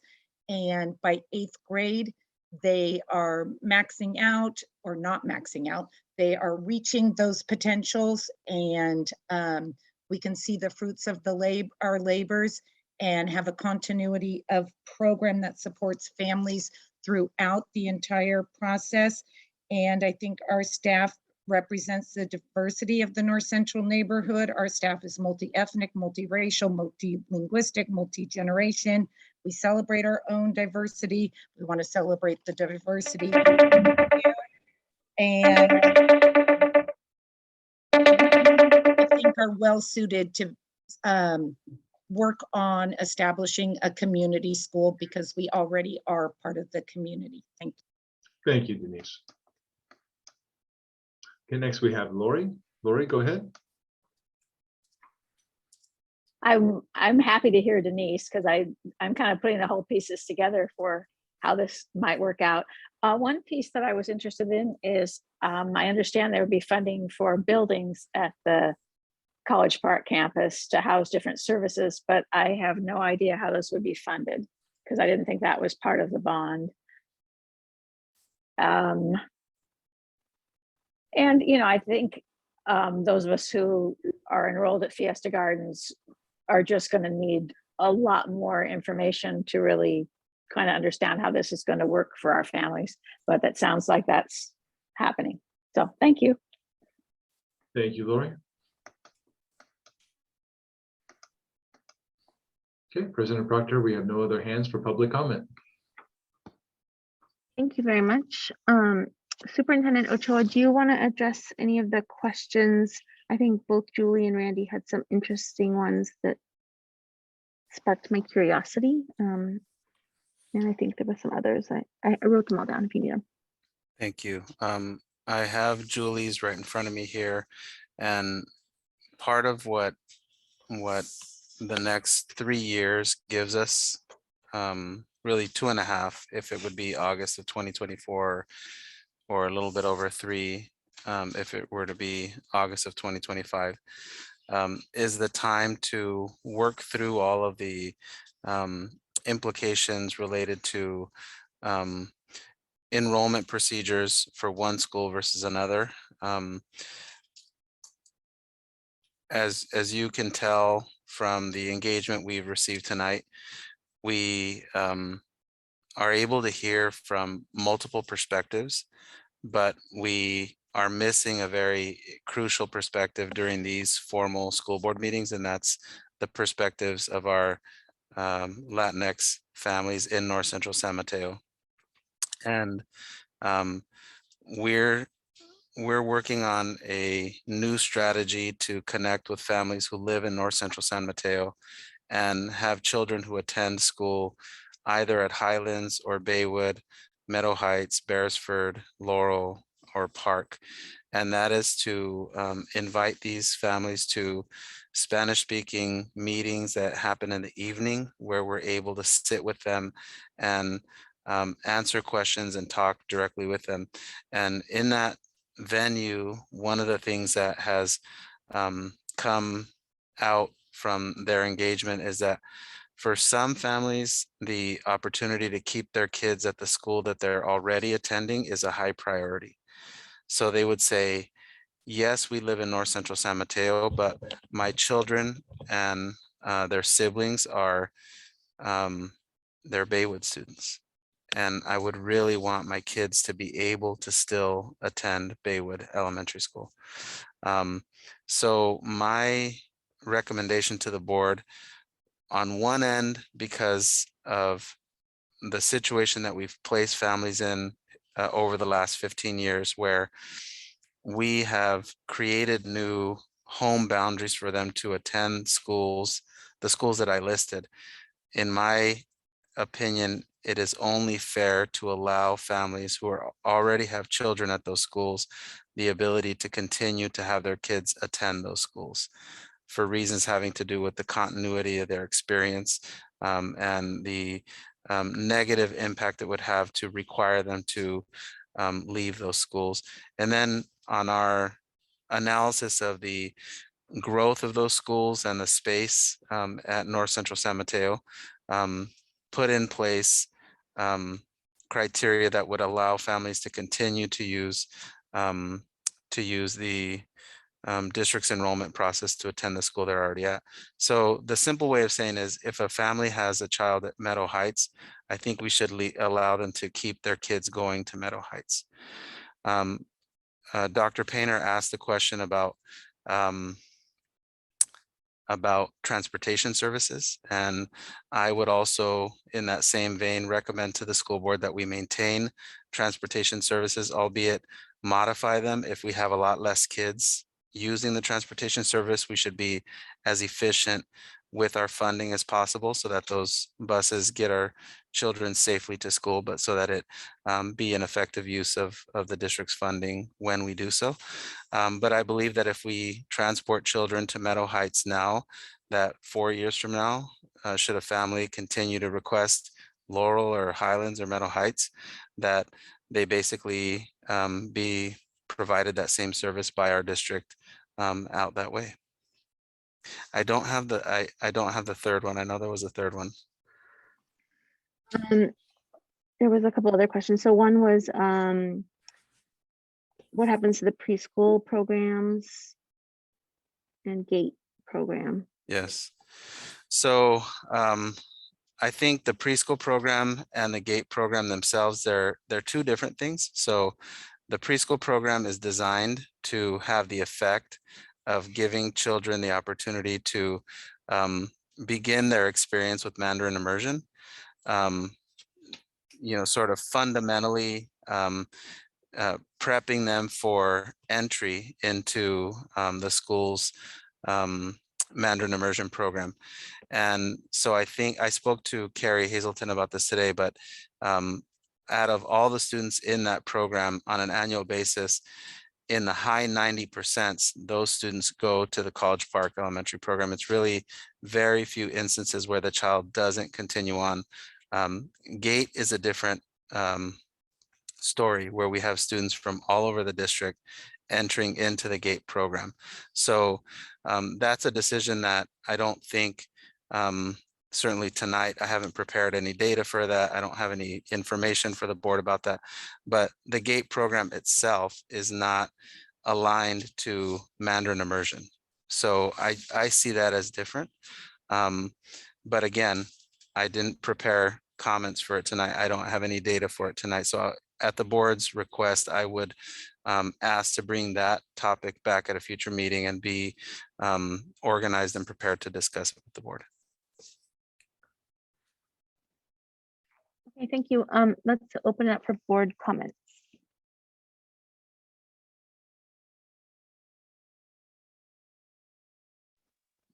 Sorry, can I, Superintendent Ochoa, clarifying question? Just obviously, there's been a lot of history on this site, going back to the Next Steps Committee, Measure X, and previous boards and everything else. It has been mentioned many times, before, but this is the first time that we, as the current board, are talking about this outside of Pan's recommendations and the consultant that came forward and talked about sort of programming. And so one of the audience members asked or alluded to the fact that, this is brand new and in some ways a shock, right?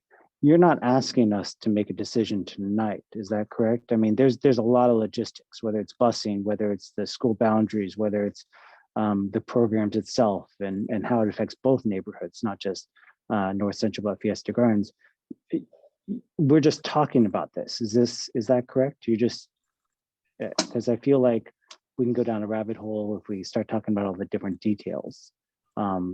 Is that what you're asking for then here? That's correct. For tonight, this is solely a discussion item. Okay, thank you.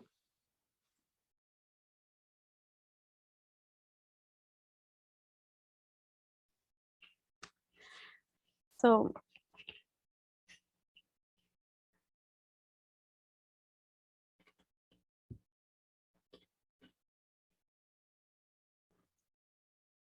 when I think about the school that North Central deserves, I always have imagined that it would be a space that North Central families could walk to, could be greeted in their native language,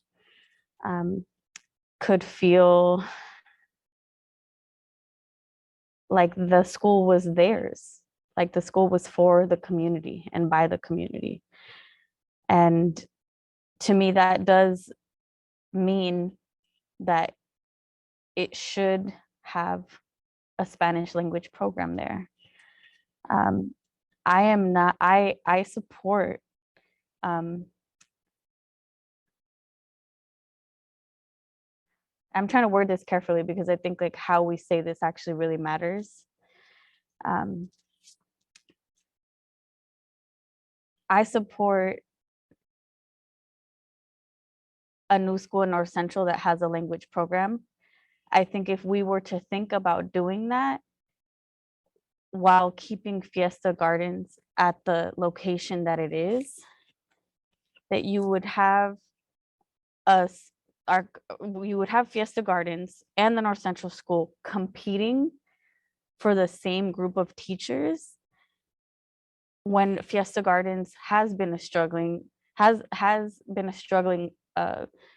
language Spanish immersion school, and my son goes there, so I have seen throughout the years what that looks like and what that means in terms of the struggles with having enough kinder classes and not being able to stick to the 90-10 model all the way with true fidelity because there's not enough Spanish speaking teachers to make that program be all that it should be. That's not to say that it's not still an amazing school, because I love Fiesta Gardens and my family has a long history there. My sister went there, my son goes there. And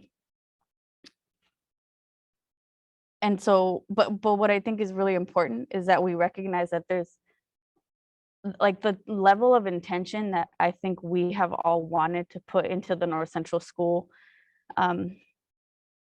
wouldn't be done justice if we were just to switch and move Fiesta to North Central and just, let's say rename it, but nothing else changes, right? Like that is not, I think, what any of us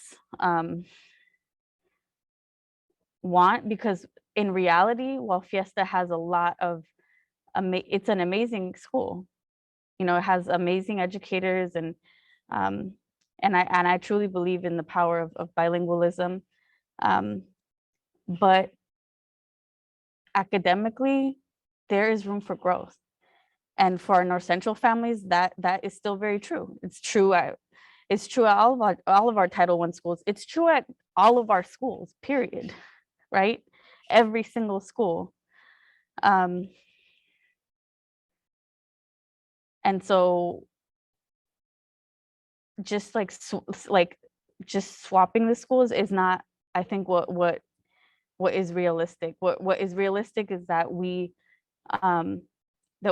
follow through on the recommendations that PAN gave us, which means doing a lot of work in terms of program and I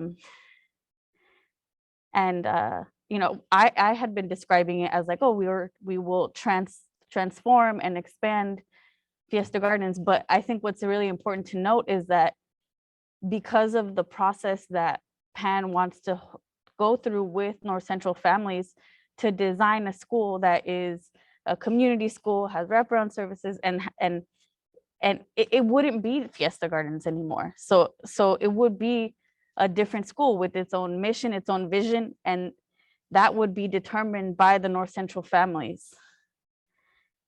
And so I think we need to be like really clear about that, because no matter what we do here, we're going to get pushback, right?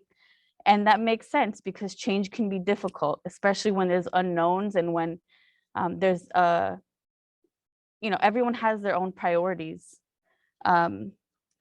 People move to certain neighborhoods and say, oh, well, I moved to this neighborhood so my child could walk to school. And you think about buying a home for that reason. That was a very important reason to that family, right? And so that might feel difficult for that family, but we have a bigger imperative here, and that is to do right by the North Central community, who has for way too many years not been prioritized and not ever had the opportunity to walk to school, right? We have hundreds of kids every single day waking up earlier than other kids that walk to schools in their neighborhood, to get on buses, get to school late, and feel like and sometimes even feel resistance at certain schools that they go to, right? Like they're not welcome there, like they're the bus kids and it's not their school. I don't think that's the case at Fiesta, but I do think that there would be a different dynamic that would need to be prioritized at the North Central School. And so in a way, I think it would be more clear, even if it feels more difficult to think of it as Fiesta as it is would no longer be, and that community would be invited and would be moving to this new school in North Central that is a new school. And that feels really difficult. But if the goal is to prioritize a Spanish immersion program and to serve the North Central community, then what would happen is that there would still be the opportunity for families of English speakers who value the language to go to that school, and they might have to drive 7 to 10 minutes further than they used to. And that's okay. It might not feel, it's gonna be difficult, but it'll be okay. And the possibility would be that the North Central School would be the Spanish immersion school, and it would give the opportunity for a K-8 program, and it would give the opportunity to have a program that is strengthened and that would offer more resources to the community, to the families, to the students. And yet we also know that we want that to be the case no matter where a student is, right? At every one of our schools. And that's also work that we're doing at the same time, right? That's not, there's sometimes been this idea that like, oh, we think that like the North Central School is gonna like solve all of the problems for North Central kids, but the reality is that there will still be kids that are bused to other schools. There are still other Title I schools that have a lot of North Central kids. And so, we care about every single one of our kids at every one of our schools. And so it's all on the table. But this, I do believe, is a shift in the right direction. Yeah, I've been talking for a long time now. I'm gonna stop now. I'll pop in. So I'll just be like super transparent. Like I've been like really struggling with this as the plan. Not because I don't feel like there should be a language immersion program in the North Central community, but because it feels like, so kind of building off of what Noelia shared, that like, if this is the plan, it really needs to be clearly communicated that Fiesta Gardens no longer exists. And what felt like it could be two programs that help to serve the North Central community, right? Fiesta Gardens is a magnet program that's accessible to multiple members of our community that support Spanish and like, language immersion, and a community school in North Central has become one school versus having the two opportunities. And I hear what Noelia is saying around like the complexities around that potentially. But so that's what I'm struggling with a little bit, is feeling like on the table is essentially closing down a program, reimagining what that program is and having the programmatic design and all of that, which would have a component, but it still is us saying that we're closing down our Spanish immersion program, right? Which like to some extent doesn't sit right with me in terms of decision making. I understand that there are like a lot of considerations, and having like pie in the sky, like everything is on the table is not reality. And so I've been like going back and forth just in my own mind, which is why I asked some questions just around like other considerations, right? Like some things that come to mind for me are there sites where we have like really significant declining enrollment specifically? Like, are there sites just that we might combine, other sites that we might consider like making modifications to, right? And I'm also not trying to like, this has been years and years and years. So I'm also not feel like, I understand that it takes district resources and time to go down that rabbit hole. And I don't want us to be sitting here in 2 years having not made a decision. And this is like a really important decision, and we have to get this right.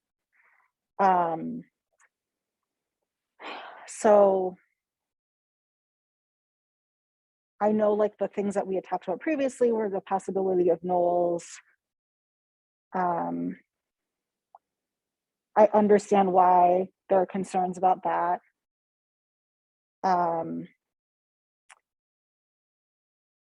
I guess I'm less concerned with like the mechanics of location and more concerned with the program, like what Pan, you know, like I asked for Pan to be involved because I wanted community engagement, research-based recommendations.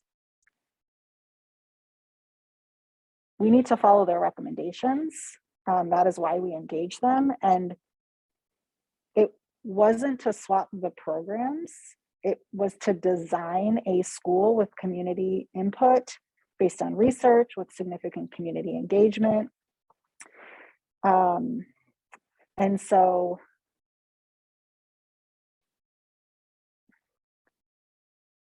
yeah, I think maybe all of these things can be true. I'm just like trying to kind of as clearly as I can, I guess, kind of just share like all of the things I've been thinking about and some of the concerns that I have. I do think that if we move forward with this, like the two things for me are going to be around just like messaging, right? Like being really careful that we're not saying we're like switching the programs, but that we are designing a new program with engagement from Fiesta Gardens and the North Central community and Pan, of course, right? But it is a new program. That was a huge part of the proposal that I cannot support. I don't feel like I can support something that doesn't maintain that. And yeah, so really clear, really being clear around the messaging, because I think it's, you know, I know we heard from educators and parents that are a part of the Fiesta community currently in support of moving the Fiesta program to College Park. I would be interested to get like take on kind of what we're saying now in terms of like not moving the program, but designing a new program. I just think that's going to be important in terms of like messaging and engagement. And it's obviously really, really important to engage the Fiesta community in that. So those are kind of some of the things I'm sitting with. And then also to echo something that Noelia said, just there's kind of like two things on the table when we like talk about, when we're talking about how we're supporting our students in North Central. And obviously right now we're specifically talking about the school. But there is this larger systems work that we've been talking about, right? Like, to answer one of the questions around, I think somebody asked, is no, every student that lives in North Central, at least my understanding, somebody correct me if I'm wrong, would not be able to attend the school based on like the current capacity that we have. So students would be going to other schools, even at other schools, out of necessity or by choice. All of our schools need to be able to support all of our students, right? Like, and that kind of hits on Marcella's point too. Fiesta not getting the support, it can't be that once we build the school and pour resources into the school, then it's the school that, no, right? We have kids in schools and campuses now that need support and that need to be the focus and that need those resources. And I know that that's some of the work that Pan's doing with the district too, in terms of like equity review. And that was something that was also a recommendation. Like, you have to do both, and you have to think about the school and you need to address the real needs and real gaps now. And I know that the district is doing that work, and Superintendent Ochoa is leading a lot of that work. And we talked about some of that with our early literacy data and all of those sorts of things. So I know that, the ball is rolling with some of that, but I just think it's important to note that, like, what happened. And the last thing I'll say, and then I've also been talking for a long time, the last thing I'll say is, like, the success of this program can't rest on like us being dedicated to the program, Superintendent Ochoa being dedicated to the program, picking a leader that's dedicated. Like,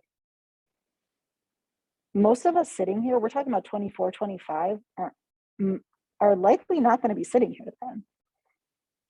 And Superintendent Ochoa, who knows kind of like where everyone's going to be in 4 years, in 10 years, in 20 years, right? Like, we're thinking about the long game here that isn't like board dependent, superintendent dependent, principal dependent. And I also think that's just something like important for us to keep in mind as well, which I know we all are, but yeah, so those are some of my initial thoughts. Okay, so my initial response to what Trustee Corzo was going to say, preach it, girl, because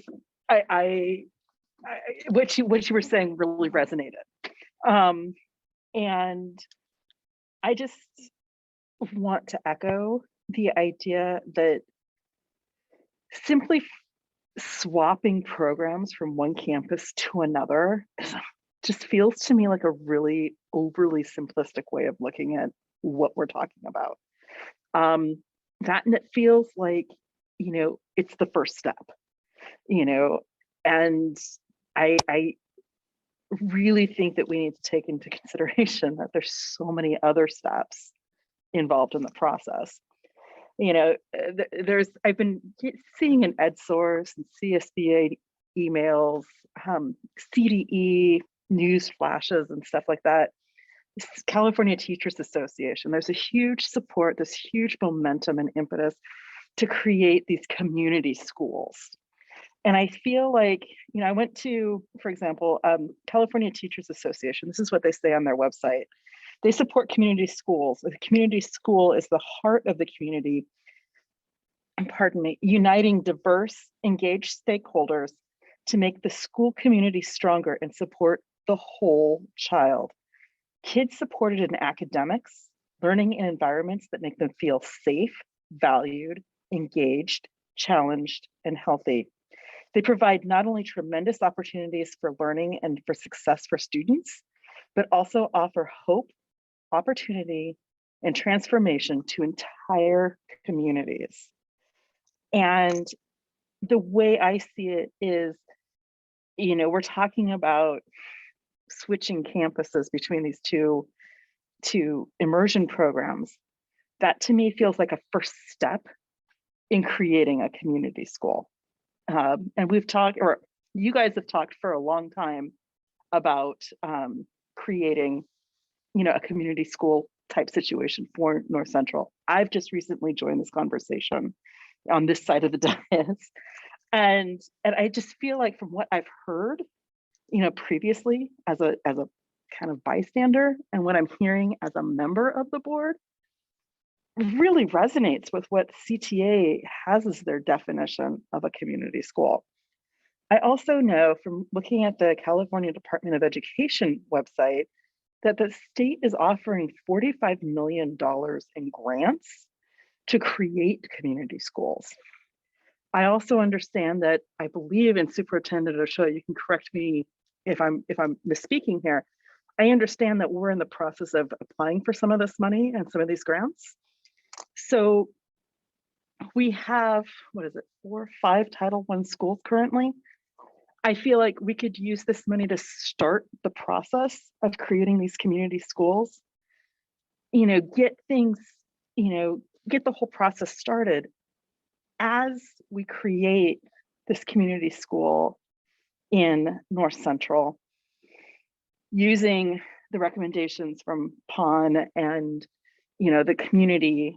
I feel like we're going to have just such this incredible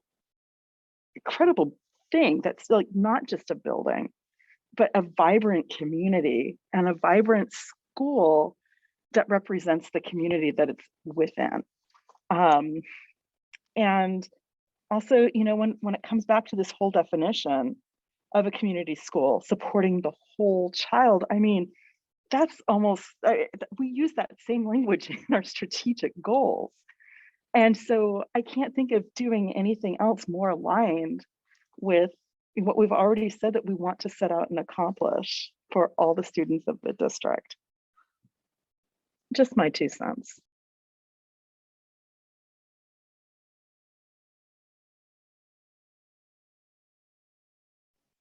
I'll briefly chime in. So I think I 100% support giving the North Central community a school that meets all of the needs of all their students that are living in that community. And when I think about switching the 2 programs or campuses, whatever, however you want to say it, I just want to make sure that it's not just only for convenience, that we're really building something that's going to be very meaningful to the students that are going to go to that school. And so I like what I'm hearing. I'd like to kind of like flesh out a little bit more about what the additional programs might be at the school.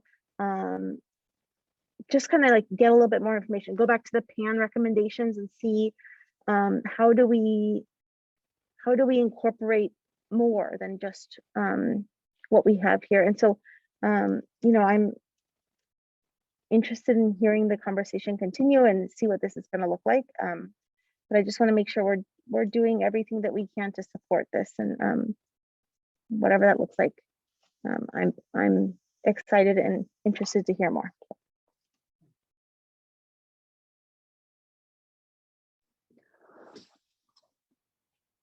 So I've thought about it in different ways now, I guess. And I think Trustee Corsa, you sort of highlighted something that I had not thought about, and what Trustee Watkins sort of elaborated on was, my initial thought is that you switch the schools and then so you expand Fiesta Gardens, but I've always sort of explained what PAN has explained to us in terms of what would make a school successful there is, in some ways, I've called it a community school on steroids, right? It's like the full wraparound. And I think, making it too simple and just sort of saying, hey, let's go ahead and switch the schools doesn't do it justice. So I am very open to the thought of the idea of how you phrased it, which is in some ways, Fiesta Gardens, in some ways disappears and a new school is created with PAN and the community's sort of recommendations. I kind of lean towards that because it is sort of exciting. The other thought about having it sort of K8 or maybe TK8 is also sort of exciting. I do think that there's a lot of ins and outs. There's a lot of details that need to be talked about. But I'm open to the discussion. I think that we have some time, and I think that there's an idea that we, this is something that possibly has legs. there was a comment about Knowles and the $15 million that would be needed just to make it ADA accessible. I remember when a few years ago, we saw plans actually to take the 23 million that was from Measure X and upgrade Knowles, and it didn't do its justice. I mean, Knowles is just not in the best shape. It's just not. And we have rented it out. We have used it when our other facilities are under construction, and so it has been, you know, a serious asset to our district. But taking that money and just sort of upgrading Knowles it's not enough in some ways. There's a question about busing, and you know, going off of my understanding, at least maybe when we had 12,000 kids, we were busing, I believe, 1,000 students out of North Central to, let me see how many, over a dozen schools in our district, I think. And so the idea is that, you know, if you look at Fiesta Gardens as it is now, and from my understanding, we bus 50% of that student population from North Central to Fiesta Gardens, so that's about 200 kids. You know, there's no way that we're sort of ending busing because the North Central community is too large, and so we couldn't accommodate everybody there, and I don't think nor should we in some ways. So I think there's a lot of things that need to be looked at if we actually go down this path. I am open to it in terms of continuing the conversation. I think that to make this successful is definitely involves like the community and community input, the North Central community, but then also not forgetting about College Park if we are going to move them. I think we have to consider them and think about their timelines and everything else as well.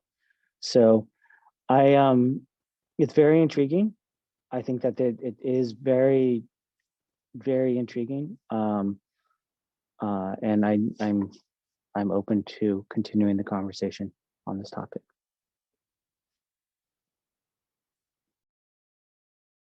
I just want to add one thing. I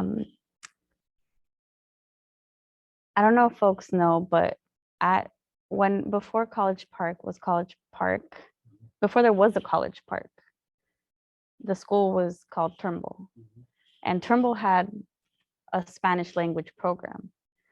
And the goal of the program was to get kids fully proficient by like 3rd grade or 5th grade in English, right? And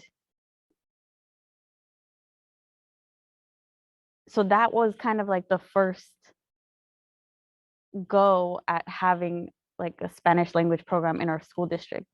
And when Turnbull was shut down, that ended. But then Fiesta was opened. And I'm not sure if the years align exactly, right? If it happened like the same year or not. But in a way, I kind of look at this as, you know,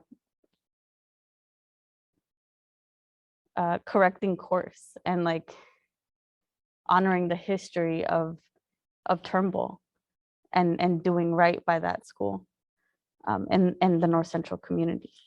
And I also want to say that, you know, my son is in 5th grade at Fiesta, but like I said, my sister went there. I love Fiesta. But when I think about my love for that school, it's not because it's in the Fiesta Gardens neighborhood. It's not because it's called Fiesta Gardens. It's because it's a Spanish immersion school.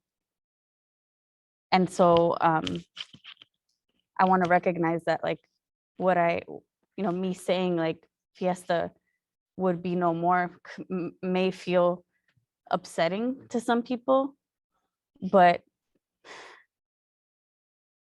the idea is that there would there would still be a Spanish immersion school, a Spanish language school in our district, and it would be a better one. But it would, yeah, I won't elaborate further because I think I made my points already, but I think one thing is super clear. Everybody, Diego, all of us, our school communities, Penn, we all want to get this right. And I think that because we all want to get this right and we're all committed to that, we will get this right.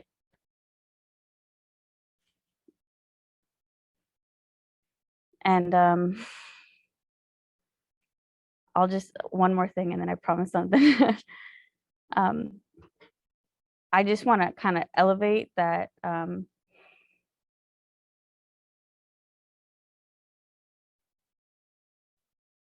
in the next steps committee report,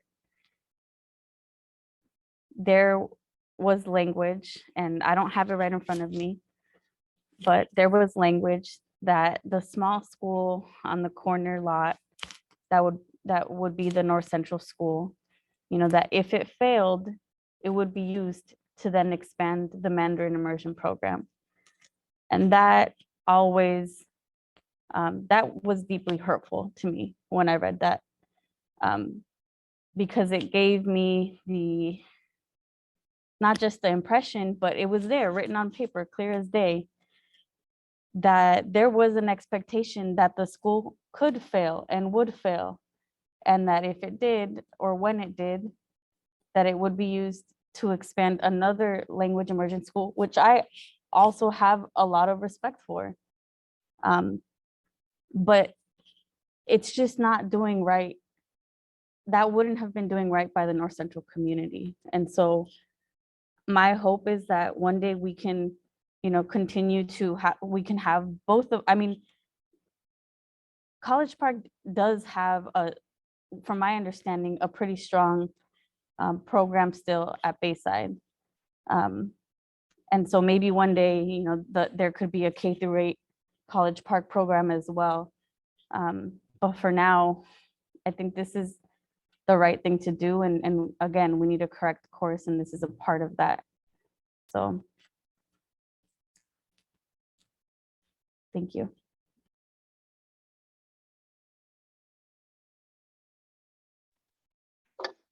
Are there any other comments on this item from anyone? Final thoughts?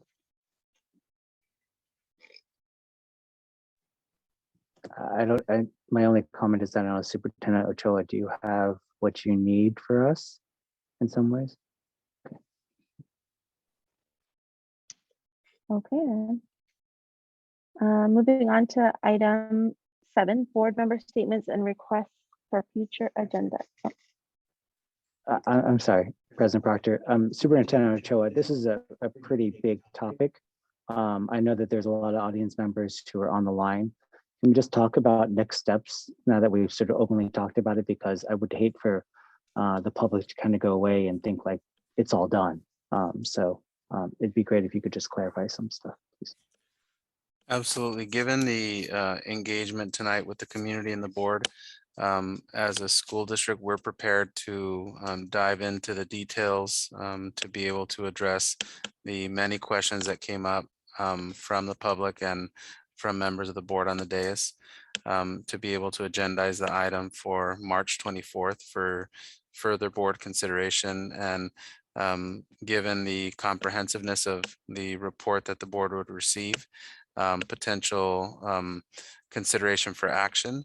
As always, that is the discretion of the board, and I'll work with Board President Proctor in determining, as we approach the March 24th school board meeting, the decision-making process around whether to make it a discussion item or an action item. At that time, this board will get a recommendation from administration about the next steps to take. On the parent side, we'll continue to have parent engagements with College Park families and Fiesta Gardens families on a weekly basis. Tuesdays for the Fiesta Gardens families, and at the College Park campus on Mondays. In addition to that, continued weekly engagement with North Central San Mateo families leading up to the March 24th school board meeting. And at the board's direction, any further research or work related to this issue it would just be depending on getting that clarification from the board.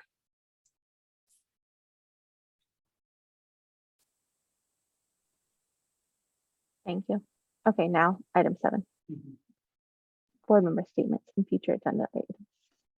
Yeah, I kind of feel like in light of the fact that we heard so much in the beginning about annex closures and how that's affecting families, I'm looking at our agenda builder, and the next time we aren't speaking about after school program updates is until June.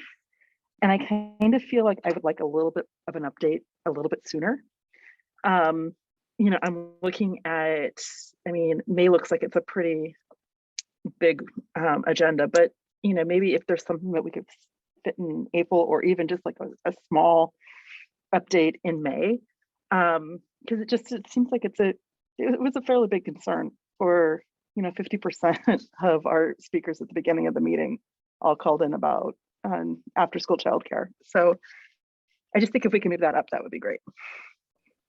I'll just build off of that, which is I would actually like to request that we talk about kind of the current plan for annex closures at the next meeting if possible. I know that there's a plan in place to close a couple sites. We haven't as a board had an opportunity to talk about what that looks like, to look at data around staffing challenges, shortages, enrollment. I think it's really important that we do that, right? We haven't closed programs like that kind of without board discussion. And so I think it's important for us to do that. So yes, I would advocate for that being sooner rather than later. I also am interested not in a super urgent timeline for our preschool programming to come back on the agenda with discussion just around, you know, there's some additional funding coming in for preschool expansion. I have, as you guys know, been really interested in us having more inclusive preschool programs that don't have our subsidized and our fee-based programs separate. So just kind of bringing that back. And there's obviously there's changes coming in terms of TK, and Trustee Ching, you brought kind of that up before. So I'd be interested in that coming back to the board. That doesn't need to be immediately, but sometime this school year.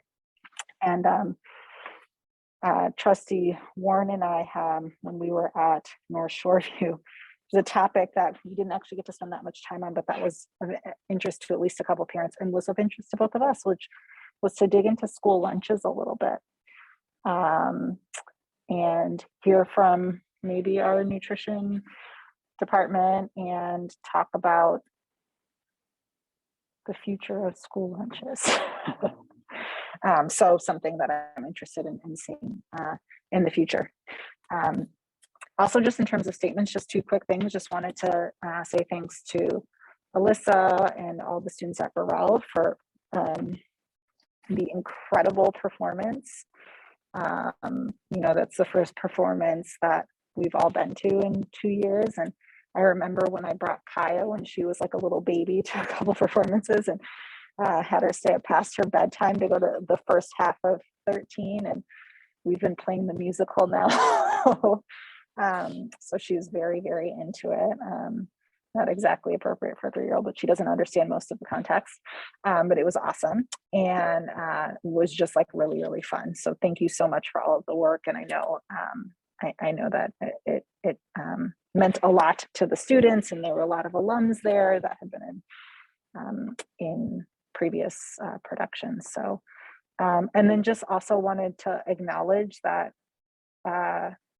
there's a lot happening in our world right now, and there's a war that potentially is impacting some of our students' families. You know, I have friends with family members in Ukraine right now that are really obviously worried, right? And I think that might be the case for some of our students and families as well. And so just thinking about that, and appreciate the update on the Sanctuary Task Force. Really thinking about how to support our students and families in that way. And, you know, just want to make sure to acknowledge that as a real challenge. And we're talking about a lot of challenging things, and that is a really a challenging thing, much greater than anything that we're discussing tonight. So important to keep that perspective.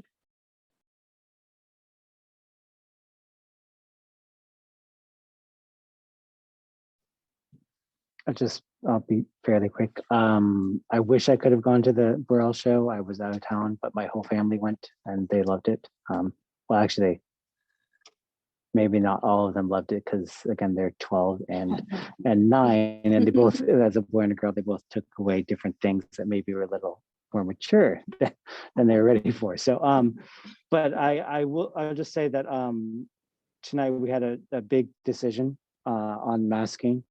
I do believe, like earlier, we talked about the light at the end of the tunnel, and I think we're sort of still moving towards that light there. One thing that I wanted to mention is, or as a follow-up, we talked about sort of bullying and maybe mask bullying, but what I want to make sure that people are aware, and maybe what we need to take care of, is the anxiety that all of our littles are going to have, because those who came in and who came into our system with COVID, I mean, not with COVID, during the pandemic, whether there was kindergarten, first grade, second grade, masking in some ways is maybe all that they've known for their life. It's the one thing that they might believe really protects them that they can do besides washing hands and social distancing.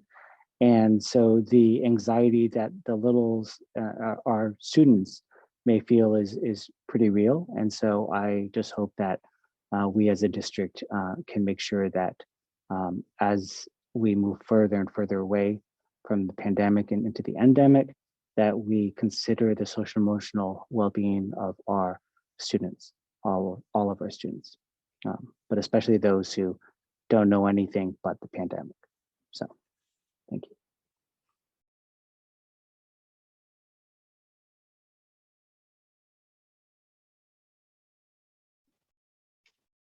Any other comments?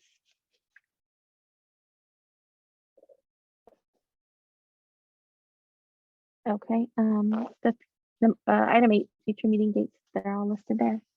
Looks like we have a school site visit coming up March 22nd.